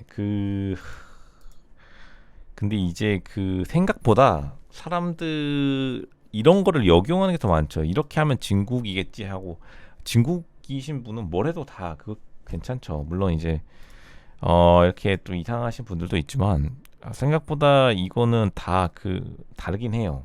생각보다 이제 이걸 다 만족시킨다고 해서 오히려 약간 생각 이외에 복병이 나타날 수 있다. 그러니까 진국이라는 것은 이런 말을 아직도 쓰는 게 웃기긴 한데, 뭐 근검 절약은 좋지만 이제 이게 너무 심각해지면 조금 뭐랄까요, 사람들에게서 남자들 사이에서 이제 그런 게 있잖아요. 또 자신이 예전에 왜 그랜저 광고도 뭐 한국 차도 친구가 어떻게 지내냐고 물어봤을 때 그랜저로 대답했다는 그런 말도 있듯이, 사실 뭐 국산차라 해서 뭐 사회적 지위나 자신을 뽐내는 거에 대해 먼 게 아니라 그냥 뭐 그렇게 어떻게 보면 한국 최적화된 그런 게 나쁘지 않지만요. 그런 건데 너무 또 물질적인 걸로 해놔가지고 아니, 유니클로랑 관리자들 국산차 타면은 진국되면은 너무 쉬운 거 아니에요? 너무 쉬운 거. 그러니까 너무 쉽다. 약간 기준이 너무 쉽다. 물론 이것도 못 만족시킨다면 뭐 할 말이 없죠. 기준이 너무 쉽기 때문에 이것 때문에 진국이라면 원래 진국한데 조금 아쉽지 않을까 이런 생각이 드네요. 포르쉐 잘 아시는 분들 카이엔 vs 마칸 비교 부탁. 마칸이 좋아요. 솔직히 말하면 마칸이거든요. 근데 마칸에 대한 예전에 그 피드백이 안 좋아서 마칸이 사실 포르쉐 코리아가 잘 신경을 안 써주고 있고, 마칸이 한국에서는 좀 인기가 없는데 마칸이 진짜 좋아요. 마칸이 진짜 좋은 차인데 마칸 진짜 좋죠. 마칸이 그리고 비율이 좋아요. 그리고 생각보다 요즘 아시겠지만 SB 타잖아요. 뒷자리에 사람 태울 일 별로 없어요. 특 별로 없음. 근데 이게 신기한 게 뭐 경차 아반떼 같은 거 탈 때는 뒷자리에 사람 태울 일이 많은데 갑자기 또 그래? 카이엔 뒷자리에 사람 많이 타니까 이참에 카이엔 넓게 사야겠다 하면 오히려 안 타는 이 매직이 있거든요. 어쨌든 근데 짐은 많이 들어가긴 하니까요. 카이엔이 마칸이 디자인이 좋기 때문에 마칸 하겠습니다. 마칸. 그리고 마칸이 생각보다 유지하기도 좀 편해요. 그게 카이엔이랑 플랫폼이 좀 많이 다르거든요. 카이엔 플랫폼이 좀 많이 크긴 해요. 많이 큰데 포르쉐가 좀 작게 만들었다 치면 되고 마칸은 그냥 딱 적당하게 만들었기 때문에 비율적인 측면으로나 관리적 측면의 단순함으로나 마칸이 좋죠. 마칸 예전에 그 2.0 터보 휘발유 터보 엔진 참 좋아하는데 지금 매물이 거의 없는 걸로 봐서 카이엔은 근데 대신에 좀 신경을 많이 썼죠. 한국 시장에 카이엔이 인기가 많이 끌면서 카이엔이 물량 자체는 많은데 근데 이제 뭐 진짜로 사람을 맨날 태워야 된다. 그러면 카이엔이 좋기는 해요. 카이엔이 크긴 해요 뒷자리가. 근데 뒷자리 사람이 생각보다 안 타기 때문에 그냥 마칸 사는 게 사실 좋긴 해요. 근데 마칸이 요즘 그 희소성이 좀 생기면서 그 중고가도 비슷하고 신차 출고가는 나오나 모르겠는데 마칸이 요즘 신형 마칸은 못 봤거든요. 집 근처에서. 저는 일단 마칸 선택하고 근데 마칸이 정말 구하기가 어렵고 가격이 너무 비슷하다. 카이엔이 훨씬 더 그 좋은 옵션을 달고 있는데 그럼 카이엔으로 가야죠. 1번 마칸, 2번 카이엔 이렇게 할게요. 이미 폭락했었다. 현대 매닛이네요. 2021년 10월, 2023년 2월까지 1년 좀 넘는 기간 동안 이미 마이너스 25%, 35% 폭락했었다. 급락했었던 건 맞죠? 나는 급등론자는 아니야. 롱 포지션일 뿐. 급등론자는 아니죠. 이건 이 뜻은 뭐 완만한 우상향 론자라고 생각이 드네요. 지금 상승세는 오버슈팅이 나올 거야. 아니 오버슈팅이 뭔지는 알고 쓰는 거야. 오버슈팅 뭐 뭔지 몰라도 되긴 하지만 오버슈팅? 근데 오버슈팅이라는 거는 결과론적인 의미긴 한데 이렇게 했다 이렇게 되는 거잖아요. 오버슈팅은 어떻게 끝나고 나니까 더 오버인 건지 알지. 끝나고 나서는 저도 워렌 버핏이에요 진짜로. 지나고 나선 나도 워렌 버핏이야. 지나고 나선 저도 워렌 버핏이고 아부자 현대아파트 50평대 거주자예요. 그러니까 알겠냐고. 미래를 모른다고요. 이 사람이라는 게. 우리 안다 하더라도 자기가 행동하는 건 또 다른 힘이고. 그리고 어느 정도 안 좋고 무료한 보합 정책에 들 거라고 생각함. 이 말 듣자마자 이게 아닐 거라는 생각 확 드는 게 이거 모두가 생각하면 대응 그렇게 안 될 가능성이 높아요. 모두가 그렇게 생각하면 생각보다. 왜냐하면 너무 뻔하면 그거에 누가 놀아주겠어요. 너무 뻔한 거에 누가 놀아주겠냐고요. 돈 걸린 이 시장 경제에서. 그래도 이번 급락장에 내 후배는 마이너스 30% 가격에 잘 매수했던데 생각보다 근데 내려갈 때 매수한 사람 거의 없긴 해요. 거의 없었고 난 그게 참 잘한 거라 생각하거든. 빚도 3억이면 너무 괜찮고 뭐 알겠어요. 집사라는 사람들은 현실을 받아들이고 어떻게든 노력하잖아. 본인의 인생을 책임지기 위해서 기권하고 자산과 벌이 수준에 맞게 집을 구매한다고 남들을 뭐 비판하는 게 아니라 급락 그만하고 이미 급락했던 것을 받아들여. 그냥 귀에 못 잡은 거잖아. 아니면 원하는 집 살 능력이 없는 거고. 뭐 그럴 수 있죠. 진짜 부동산 관심 없고 한국의 비관적인 사람들이 여기서 왜 이러고 있어. 그냥 집이 갖고 싶은데 욕심은 많고 다른 사람들 집 갖고 있고 또 오르는 거 보니까 배 아픈 거잖아. 잘 아시네요. 자격지심에 너무 많은 시간을 소비하지 말자. 물론 뭐 급락하고 나서 바닥인 줄 알았더니 지하실이 있을 수도 있지만 어느 정도 이제 급락세가 진정해 들면서 다시 한번 급등론이 나오기 시작하는데 이게 모든 게 이제 다시 상승세를 타면서 급등론이 슬슬 나오고 있다. 이것 때문에 아니겠어요? 그러니까 서로 불안한 거죠. 안 산 사람이나 사는 사람이나 살려고 하는 사람이나 이제 새 그룹이 불안한 거죠. 다시 말씀드리면 안 산 사람, 살 사람, 그리고 산 사람 이게 세 명이 서로 불안한 거죠. 어떻게 해야 되지 이러고 있고 아무도 모르니까 그냥 서로 그냥 자기의 의견만 주장하고 있는데 근데 사실 그 금리가 생각보다 영향을 많이 미치지 못할 가능성이 높아요. 금리. 왜냐하면 금리라는 게 외부 환경이잖아요. 외부 환경. 근데 문제는 그 외부 환경 때문이 아니라 그냥 집 짓는 것 자체가 사람들이 눈이 높아졌어요. 이게 가장 문제야. 사람들이 그 놀랍게 또 1인 가구들이 욕심이 많아요. 우리 다 욕심쟁이잖아. 욕심쟁이. 1인 가구가 예전처럼 17평 살라 하면은 아니 저 그 돈으로 25평 살 건데요. 이런 사람들이 많단 말이에요. 한 명 혼자 산다 하더라도. 그렇기 때문에 생각보다 그냥 눈높이가 자체가 높아져서 비싸질 가능성이 되게 높아요. 어쨌든 현대자동차가 예전에는 저렴한 아반떼 모델로 받다가 제네시스 고급 브랜드 런칭한 것처럼 사람들의 사실 시선이 고급화 될 수밖에 없다고요. 그러니까 어쩔 수 없이 우상향 되는 것도 있어요. 물론 싼 집이야 있겠지만 여러분 큰맘 먹고 차 바꾼다 할 때 뭐 모닝에서 아반떼 할 때 큰맘 먹는다는 그 표현을 써 아니면은 한 제네시스 정도 타야지 좀 자기가 큰맘 먹었다라고 하잖아요. 대부분 사람들이. 그런 거를 생각해야 되지. 계속 그 내부적인 그 전략적인 그 사고방식이 있어야 되는 거지. 외부 환경은 뭐 어떻게 아니 뭐 토네이도가 올지 허리케인이 올지 금리가 낮을지 올라갈지 그 아무도 모르는 거를 그냥 이제 남 변명되고 싶고 약간 그냥 이제 책임으로부터 벗어나고 싶은 마음을 계속해서 뭐 미국 얘기하는데 미국이 우리 친구는 아니잖아요. 솔직히 미국이 친구 먹어주니까 다들 친구라고 하지만 여러분이 입장 바꿔 생각하면 솔직히 친구긴 하죠. 실제로 미국이 그만큼 선량한 것만 있으니까. 그래도 불구하고 미국은 달러를 찍는 주체이기 때문에 그럼 미국 마음이지 우리가 어쩔 수 없는 것도 있고 어쨌든 여러분 미국도 그렇게 좋아하는 것도 아니잖아요. 한국 사람들이 기분 나쁘면 또 한번 그 성질 좀 부려보고 그런 사이이기 때문에 그거보다는 그 아파트 자체의 눈높이가 높아졌다 이걸로 봐가지고 어차피 가격을 높은 거를 살 수밖에 없어요. 여러분도 뭐 알겠지만 레미안 할래 아니면 그냥 뭐 이름 없는 아파트 할래 하면 다 레미안으로 몰려가는 것처럼요. 뭐 주택 총회하면 학업 성취도 높은 학교가 무조건 좋은 거가 그렇죠. 아, 그럼 학교에서 뭐 사업할 것도 아니고 아니 중고등학교에서 사업할 것도 아니고 무슨 학업 성취 높으면 학교에서 뭐 하려고 다들 학군지 잘 좋은 입지라고들 하잖아. 그리고 앞서 말씀드렸지만 학군지는 학이라는 글자가 착각을 주시나 본데 학군지는 공부 잘하는 곳이 아니라 당연히 공부 잘하면 좋죠. 그건 이제 그 완곡하게 표현한 거고 좋은 사람들이랑 어울리고 싶다 이거죠. 사람 차별하면 또 뭐라고 하니까 이거를 그 눈치를도 모르겠어요. 학군지라고 하는 거 반대말로 말하면 못 좋지 않은 사람들이랑 어울리기 싫다 이거를 말한 건데 물론 그게 나쁘다는 게 아니라 공부를 이렇게 돌려서 말하는 거죠. 좋은 사람들이랑 어울리고 싶다라는 거를 그렇다고 해서 뭐 연예인 많이 써 연군지 이렇게 할 수는 없잖아요. 어쨌든 연예인 많이 사는 데가 청담동 압구정동 아니에요. 어차피 여러분 유재석 이웃하고 싶어요 안 하고 싶어요. 유재석이 반대로 여러분 집 옆에 이사 왔으면 좋겠어요 안 좋겠어요.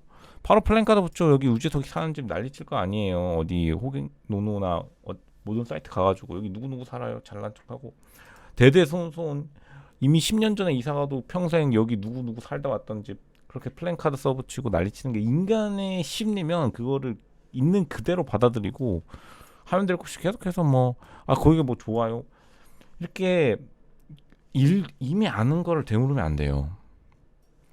이미 아는 걸 되물으면 안 된다고. 근데 내 자식 과연 못 들어가면 더 안 좋은 거 아닌가. 이걸 학군지랑 이거랑 무슨 상관이 있어요? 아무 상관없단 말이야. 스스로 알면서 괜히 물어볼 필요가 없다는 거죠. 아니면 못 들어가도 그냥 좋은 학군지에 있는 게 궁금한 거야. 그렇죠 당연히. 그렇지 않겠어요? 어린 시절에 유재석 자녀와 같이 자라는 게 좋지 않겠어요? 나이 들어서 실패한다는 게 아니라 그럼 나이도 자식이 50살 되고 자기 한 8, 90대 돼가지고 뭐 돈 300억 벌면 뭐 50살 80살 먹어서 뭐 할 건데 300억 들고 아니 할 것도 없어요. 할 것도 아니 할 건 망치하지만 뭐 재미가 있겠어요? 그 힘들어가지고 쓰는 것도 힘들겠다 쓰는 것도 힘들겠어. 그러니까 그냥 그 학군지 좋은데 그냥 고르는 거죠. 선택지에서 고를 거 아니에요. 그리고 냉정하게 말해서 그러니까 연예인들도 다 가는 거고 좋은 대로. 부동산으로 성공할 절실한 분들이 있나요? 저는 요즘 매우 심각하고 절실하게 드는 고민이 한 가지 있어서 한자 조언을 구해봅니다. 간단히 소개해드리자면 이제 뭐 결론부터 말하면 뭐 자기가 약간 책임감을 가지고 경제적으로 성공해보겠다는 거예요. 부동산을 통해서 경제적으로 성공해보겠다는 건데 이제 막 취업해 최대한 아끼고 4개월간 3천만 원을 모았습니다. 이게 가능한가요? 근데 이러면 뭐 거의 그 뭐냐 20대 후반인데 벌써 뭐 연봉이 어떻게 되길래 이렇게 되죠? 아마 그 뭐 군적금 플러스 앞에서 이것저것 모으다 보니까 이렇게 된 것 같은데, 저는 25년간 부유하고 매우 화목한 환경에 자라왔는데 다행이네요. 대학 졸업 때 좀 가정형편이 갑작스럽게 기울게 되어서, 근데 뭐 이건 다시 회복할 수 있어요. 현재 부모님 노후 대비도 전혀 안 되어 있고 집 한 채 없는 상황이 되었습니다. 아 근데 여기까지는 뭐 어쩔 수 없는 일이라지만, 갑자기 여기서부터 부모님께 뭐 잘해주고 싶다는 말 듣고 되게 하긴 그 한국 사람이 진짜 착하긴 해요. 대단하고 자기도 이제 성공하고 싶다. 부모님의 노후를, 행복한 노후를 즐길 수 있으시게, 원래 근데 돈이 조금 있으신 분이었나 봐요. 왜냐하면 단위가 뭐 억 단위이기 때문에. 뭐 근데 공부와 투자를 시작해 나고 나가신 이제 돈을 구하고 싶습니다. 부동산을 성공한다. 근데 부동산은 시간이 걸리잖아요. 어쨌든 간 산 다음에, 이게 첫 번째 그 일단은 사는 건 둘째치고, 그다음 산 다음에 기다려야 될 거 아니에요. 뭐 사고 팔던지 간에 바로 사고 팔던지 하더라도 시간이 걸리기 때문에, 부동산으로 성공할 절치라는 분, 생각보다 부동산으로 성공하신 분들은 그냥 본업에 충실한 다음에 부동산을 그냥 살다가 한 20년 지나서 그 말 그대로 크게 성공하신 분이 많지, 요즘 같이 뭐 부동산에만 그 쳐다보고 있다 해서 되는 시절은 사실 지났다고 봐요. 물론 이제 다른 방법이 있겠지만, 어쨌든 간에 돈을 계속 이제 벌어 들이면서 부동산에 빠르게 되자마자 하는 것도 나쁘지 않죠. 근데 이렇게 뭐 정말로 4개월간 3천만 원씩 계속해서 모을 수 있다면, 뭐 부동산 아무거나 해도 성공할 수 있겠죠. 그냥 부동산 안 해도 성공할 수 있고, 이 정도면 일단 부동산을 뭐 처음에 사는 게 중요해. 산 다음에 그 다음에 이제 어떻게 팔고 나가냐가 중요할 것 같은데, 성공이 절실하다. 글쎄요, 성공이 절실하다 해서 뭐 된다기보다는, 절실하더라도 시간이 오래 걸리기 때문에, 이렇게 빨리, 제가 볼 때는 이 긴급함이 느껴진다면 하루 빨리 그냥 증권 시장으로 넘어가시는 게 좋고, 그 증권 시장 같은 경우에 이제 자기 돈으로 좀 해보신 다음에 그 수익률을 곱해가지고 그 시드를 늘려나가는 방식, 이게 가장 맞죠. 경력직 이직이 남들보다 2배 더 노력해야 되나요?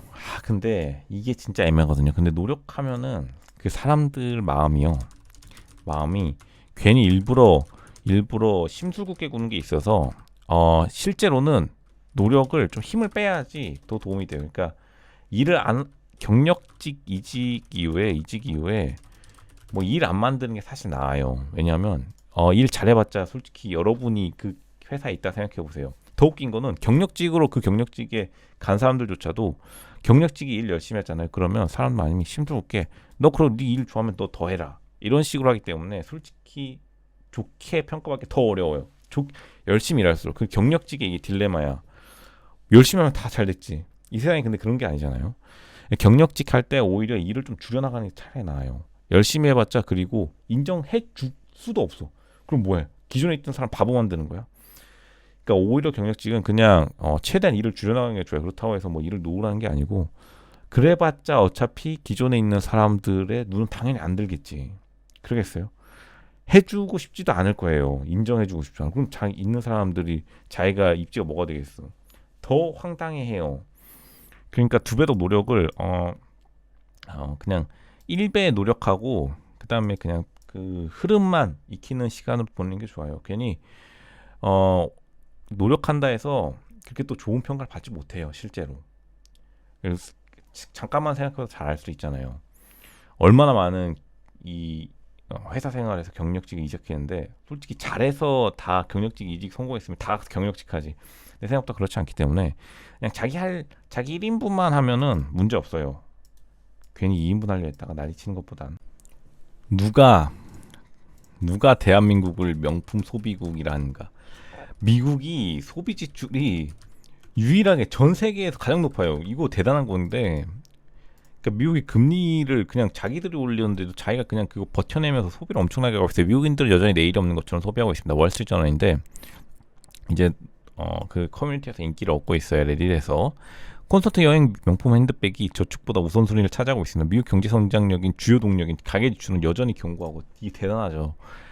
가계 지출이 이게 장난 아닌 거예요. 미국인들은 8월에 1년 전보다, 1년에 솔직히 1년 전에 그 테슬라 가격이 10배 뛰었을 때 사는 거는 솔직히 이해가 가.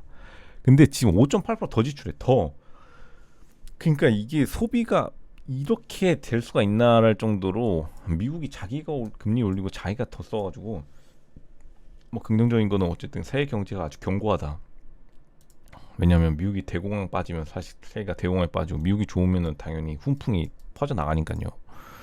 인플레이션도 앞질렀어요. 그러니까 인플레이션이 완화됐는데 그런데도 그냥 써버린 거예요. 너무 웃기긴 하죠.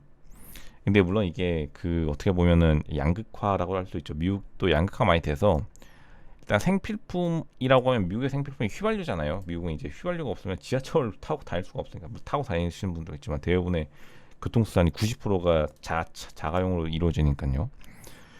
그러니까 쓰는 사람은 명품 핸드백을 엄청 써버리고 이제 이동은 좀 줄이는 거죠. 전반적 이동은 좀 줄어들고 이런 거야 뭐 인터넷 주문시켜 버리면 되니까 뭐 그만큼 뭐 결론적으로는 미국의 소비가 굉장히 살아있기 때문에 미국 혼자만 지금 살아있어요. 그러니까 사실 이거를 보면은 어떻게 보면은 아직까지 경제가 괜찮다. 투자할 여력이 남아있다. 돈을 쓴다는 것 자체가 가처분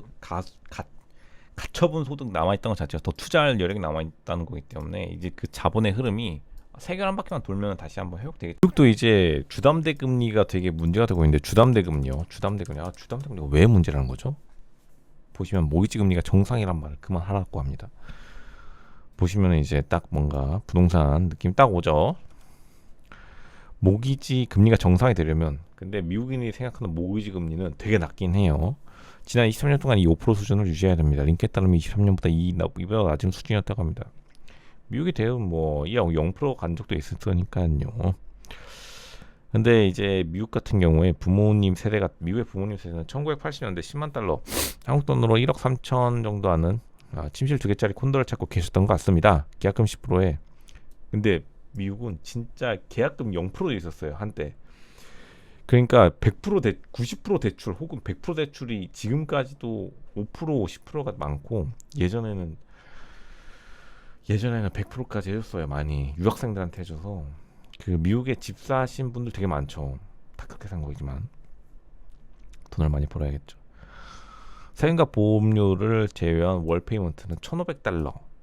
그러니까 되게 싸죠? 예전에 미국 집이. 지금도 싸요. 생각보다. 높은 주택 가격은 지난 10년간 낮은 모기지 금리 영향이 아닙니다. 연준이 지속적인 금리 인상이 미국을 다시 위대하게 만드는 최고 수단이라고 말하는 동안 주택 비용은 계속 상승하고 있습니다. 주택 가격을 다시 위대하게 만들고 있고요. 다시 주택 가격을 조금 상승 압력을 주고 있다는 거죠. 모기지 금리가 다시 떨어지길 바랍니다. 하지만 저는 이런 것을 예측하는데 서툴릅니다. 23년 만에 최고치 7.18%로 최고치를 기록하긴 했어요. 7.18% 23년 만에. 그러니까 미국이 되게 모기지금리가 낮은 국가이긴 했죠.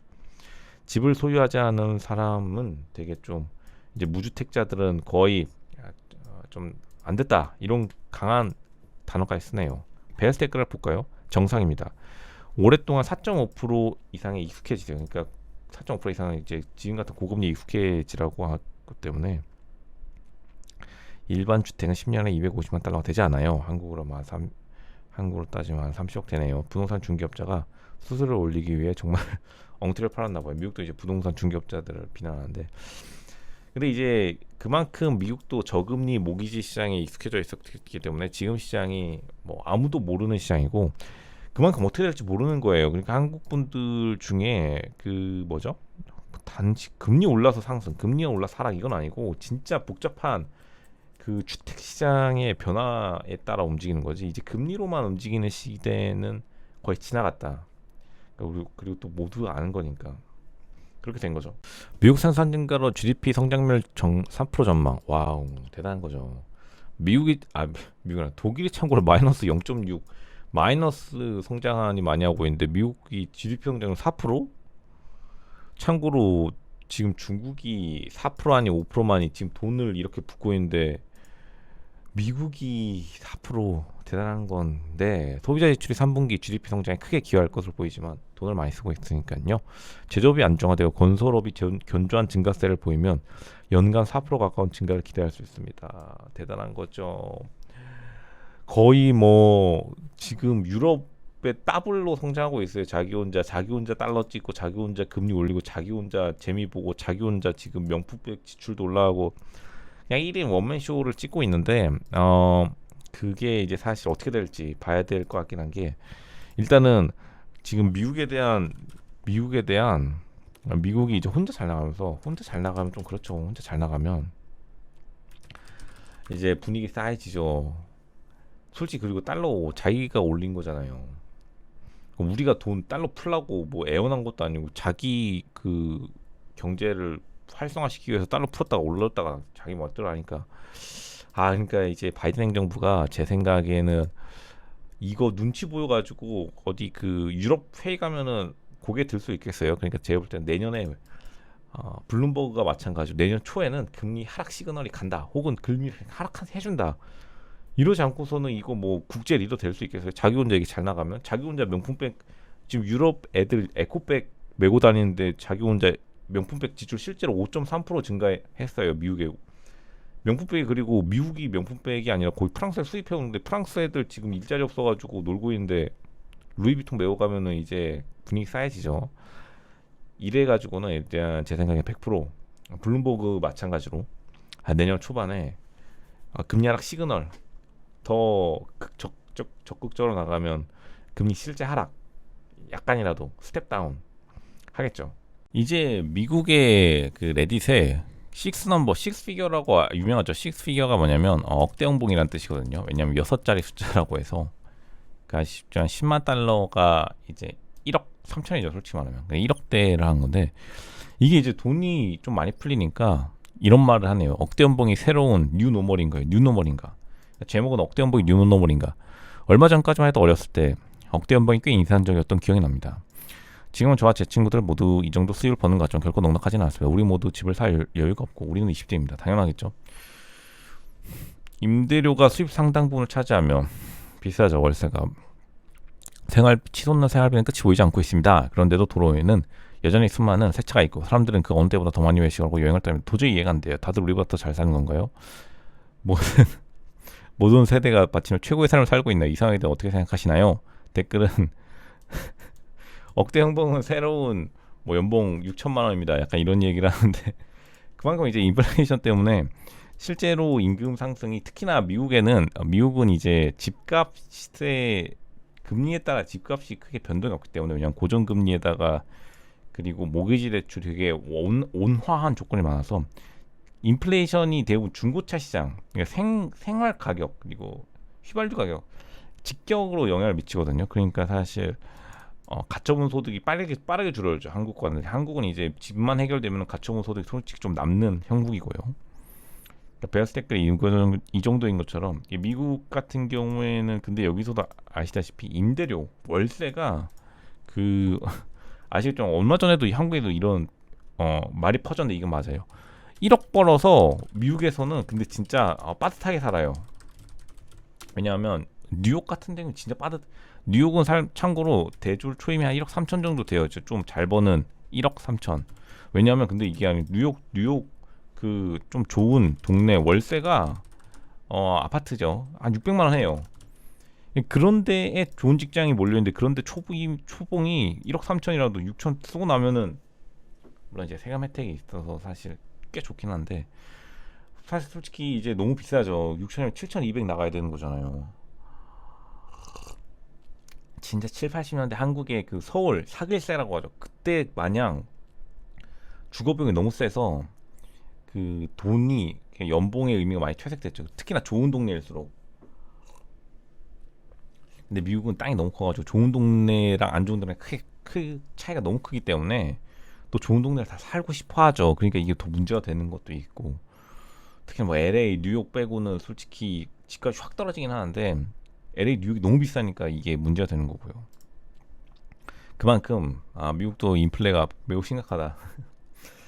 근데 그만큼 급여가 많이 올랐다. 이렇게 또 긍정적으로 해석할 수 있겠네. 미국이 생각보다 그 경제 규모가 되게 커졌는데 특히 에너지 유틸리티브, 에너지랑 공공요금 부분에서 공공 사업 부분에서 굉장히 큰 진전이 이루었는데 근데 생각보다 재생에너지가 성공적으로 정착하긴 했어요. 근데 땅이 워낙 크니까 된 것 같아요. 땅이 워낙 크고 또 사막 지형이 좀 있잖아요. 그 원래 캘리포니아도 사막 지형이었고, 그러니까 지금도 사막 지형이 있거든요. 그 라스베가스 좀만 넘어가면 사막 비슷한 게 있죠. 거의 황폐화된. 그 남는 땅에다가 지은 게 어떻게 좀 돈이 됐는지. 그러니까 이게 솔직히 미국이 땅이 너무 좋긴 해요. 그러니까 캘리포니아 그 제일 큰 세계에서 가장 큰 도시 옆에 딱 태양광이 가장 좋은 곳이 있어서 거기 그냥 설치하면은, 게다가 연결이 길지도 않아가지고 그냥 연결하면은 태양광이 수익성이 좋아져가지고 성공한 거예요. 그러니까 미국은 이제 벌써 화석 연료 의존도도 뭐 잘 낮춰가지고 진짜 선조들이 도와주는 건지, 새로운 고용 및 제조 기회와 함께 전체 산업을 창출할 국내 노동력의 근로력의 지원을 받아 현지에서 생산되는 에너지로 전환할 것입니다. 그러니까 미국은 뭐 설치할 때도 있겠다. 한국은 솔직히 산 깎는 그거 자체가 이미 마이너스긴 하니까요. 그러니까 한국 같은 산지 지형에 솔직히 그 풍력이나 이런 게 안 막히죠. 이 보시면은 태양광 그냥 사막에 깔고 위에다가 바람 불잖아요. 사막 폭풍. 이러면 그냥 뭐 여기서 그냥 돈 쓸어 담는 거죠. 일자리도 게다가 대도시랑 가깝겠다. 대단하네요. 그것 때문에 이제 재생에너지 에너지 섹터가 지금 다 오르고 있죠. 원유 가격이 오르면서 더 웃긴 거는 그 재생에너지 섹터도 올라가면서 다 이제 회수한 것 같아요. 미국은 이제 적자를 많이 해소하고 경제 호황기에 접어들었기 때문에, 그러니까 이제 하이어앤 롱거가 되는 거죠. 고금리를 장기적으로 유지할 수 있는 미국 경제는 되는데, 이제 이거 뱁새가 황새 따라가다가 뭐 난리 나고 있죠. 세계들이. 미국만 살판 났죠. 이제 최근에 미국도 근로자들의 41%가 뭐냐면 부업을 통해 이제 댕댕이 산책을 하시고 계시네요. 인플레이션에 대처한다는 게 뭐냐면 물가 상승에 부업을 한다는 건데, 솔직히 한국인 제 생각하기에 한국 분들이 거의 100% 부업하는 것 같긴 해요. 이제 크거나 작거나. 왜냐하면 어쨌든 경제 셈법이 빠르잖아요. 또 한국 사람들이 또 영리하단 말이에요. 사실 그 생각보다 미국 분들이 아시겠지만 뭐 순수한 건지 그렇게 셈법이 약삭 빠르진 않아요. 그러니까 뭐 약간 우직한 거죠. 좋게 말해서. 베어스택을 한번 볼까요? 그러니까 뭐 부업에 대해 별로 좋게 생각하지 않은 것 같은데, 결국에는 이제 부업이 최근에 그 사이드 허슬이라고 하죠. 미국에서는. 한국에서는 이제 그냥 부업이라 하는데, 근데 뭐 생각보다 부업이 이제 일상생활에 지장을 주는 건 맞아요. 지장을 준다. 왜 지장을 주시죠? 당연하죠. 사이드 허슬이 피곤하잖아요. 그러니까 쉴 때 쉬지 못하면 솔직히 사람이 피곤해지기 때문에, 생각보다 사이드 허슬이 그렇게 남는 장사는 아니에요. 그 시간에 쉬는 게 조금 나을 수도 있어요. 어쨌든 간 사이드 허슬 한다 하면은, 뭐 부업을 한다 하면은 일단은 그 용기에 뭐 응원을 드리고, 근데 이제 사실 돈을 벌기 위해 부업한다기보다는 약간 감각을 익히는데 부업하는 게 오히려 롱런하는 것 같아요. 돈을 벌기 위해 부업하면 너무 약간 피곤해지고 힘든다, 이렇게 생각되네요. 미국도 부동산 때문에 난린다면 볼까요? 미국인들 부동산 인사이트를 주택시장 전략이 어떻게 인플레이션을 유발하지 않는지 설명해 주시겠습니까? 이자율이 몇 년 전보다 높아지면서 주택을 구입하는 사람들이 줄어들고 있습니다. 그렇죠? 또한 가격 하락 압력과 이제 하방 압력, 건축자재 공급에 대한 가격 하락선이 새로 높아지면서, 뭐 똑같은 말이죠. 미국이나 한국이나 집을 짓거나 집을 파는 사람들도 줄어들고 있습니다. 따라서 연준이 현재 수요를 길들여 인플레이션을 억제했을지 모르지만 눈덩이처럼 불어나 인플레이션을 밀어낸 것에 불과하며 수축 공급 구조는 가까운 미래에 훨씬 더 악화될 것이라는 주장이 제기될 수 있지 않을까요? 저는 이것이 연준이 달성할 수 없는 것처럼 보이는 2% 목표 인플레이션을 낮춤으로써 도움을 주려고 하는 그룹에 어떻게 도움이 되는지 모르겠습니다. 그러니까 2% 연준의 인플레이션 2% 목표에 뭐 되느냐 안 되느냐를 따지는 건데, 바로 베어스택 연준은 주택시장 목표로 하지 않습니다. 근데 이게 가장 큰 차이긴 해요. 미국은 생각보다 부동산 시장에 관심이 없어요. 근데 이거는 요즘에 한국에서도 인기 있죠. 유행이 많이 퍼졌죠. 미국은 부동산 시장에 대해 큰 관심이 없어요. 그러니까 미국의 금리 정책은 부동산 시장을 노리는 게 아니에요. 왜냐하면 미국은 부동산이 자신의 1위가 아니기 때문에. 그러니까 바로 댓글에 연준은 주택시장을 목표로 하지 않습니다. 다 바로 나오잖아요. 실제로 미친 영향도 미비하고. 근데 물론 이제 특히나 LA 같이 아시아권이 많이 가는 사람들은 거기를 약간 부동산 시장을 아시아처럼 만들어가지고 아마 LA 사람인 것 같아요. 이분은 쓰신 분은. 근데 뉴욕으로 건너갈수록 동부 쪽으로 갈수록 사실 부동산이 최대 순위가 아니고 막 중고차 가격. 미국에서 가장 그 민감한 게 중고차 가격으로 대부분 그 생필품 인플레이션을 측정해요. 그만큼 이동성에 중심을 두는 약간 그 문화가 있어서 한국은 좀 다르죠. 그러니까 한국 그 뉴스들이 그냥 계속해서 금리 부동산 하니까 미국 연준이 막 부동산에 뭐 천재거나 아니면 부동산에 그 집착하는 것처럼 보이는데 미국 연준은 부동산을 목표로 하지 않아요. 생필품 물가 지수를 목표로 하는 거예요. 그게 2%가 돼야 된다는 거야. 2%. 그러니까 이제 부동산이 좀 다르죠. 부동산 가격을 그러니까 생각을 하지 않아요, 사실상. 직장에 정말 보기 싫은 사람 생겼을 때, 그 사람이 직접 사수고 그냥 사람이 싫어서 일이 하기 싫게 된다. 근데 사실 이것 때문에 직장을 나가는 거는 어차피 도움이 안 돼요. 직장이 나가는 게 생각보다 직장에서 나가는 게 해결책이 아닌 경우가 많아요. 왜냐면 나가는 거는 일단은 문제를 해결한다기보다는 문제에서 이제 피하는 거거든요. 물론 피하는 것도 해결될 수 있지만 진짜 그 보기 싫어가지고 일이 하기 싫어졌다면 사실은 일단은 그 사람에게 직접 말하는 게 가장 좋아요. 직접 말해야 돼요. 직접 말해야 해야. 왜냐하면 설령 안 되더라도 그 다음에 일을 그만두어도 전혀 늦지 않아요. 근데 어차피 이거 직접 말하지 않고 계속 피하는 습관만 들면은 나중에 또 해도 비슷한 일이 계속 반복되기 때문에 무조건 먼저 일단 말부터 하고 정말 이것 때문에 일이 안 된다 이렇게 직접 말하고 그 다음에 해결해보고 안 되면 그 다음에 나가라. 나가는 거는 이제 그 다음 나가는 거는 후 순위로 둬야 되고 직접 말해서 근데 해결되는 경우도 많아요. 왜냐면 대부분 사람들이 자기가 알아. 자기가 자기 때문에 그 되게 뭐 나가고 싶었는지 알기 때문에 그걸 직접 말하는 게 되게 중요하다. 말하기만 하더라도 해결되는 거 많아요. 근데 말도 하지 않고 가만히 있다가 자기가 뭔가 해결하려면 그 다음에 일을 그만두더라도 똑같은 일이 반복될 수 있다. 캐나다는 17년 만에 가장 낮은 출생아 수를 기록했는데 이제 캐나다 17년 만에 가장 낮은 출생아 수. 그러니까 글로벌적으로 그 출산율은 낮아지고 있는 게 팩트긴 해요. 낮아지고 있음. 아시겠지만 뭐 딱히 한국에서 문제가 아니야. 근데 한국은 조금 출산율 자체도 낮으니까 문제가 되는 건데 일단 그 이유는 아무도 지금 뭐 정확히 파악하는 건 없고 그냥 트렌드인 것 같아요. 사회적 유행. 누가 뭐 낳지 말라고 하는 사람은 없는데 아마도 뭐 여러 가지 이유가 있겠죠.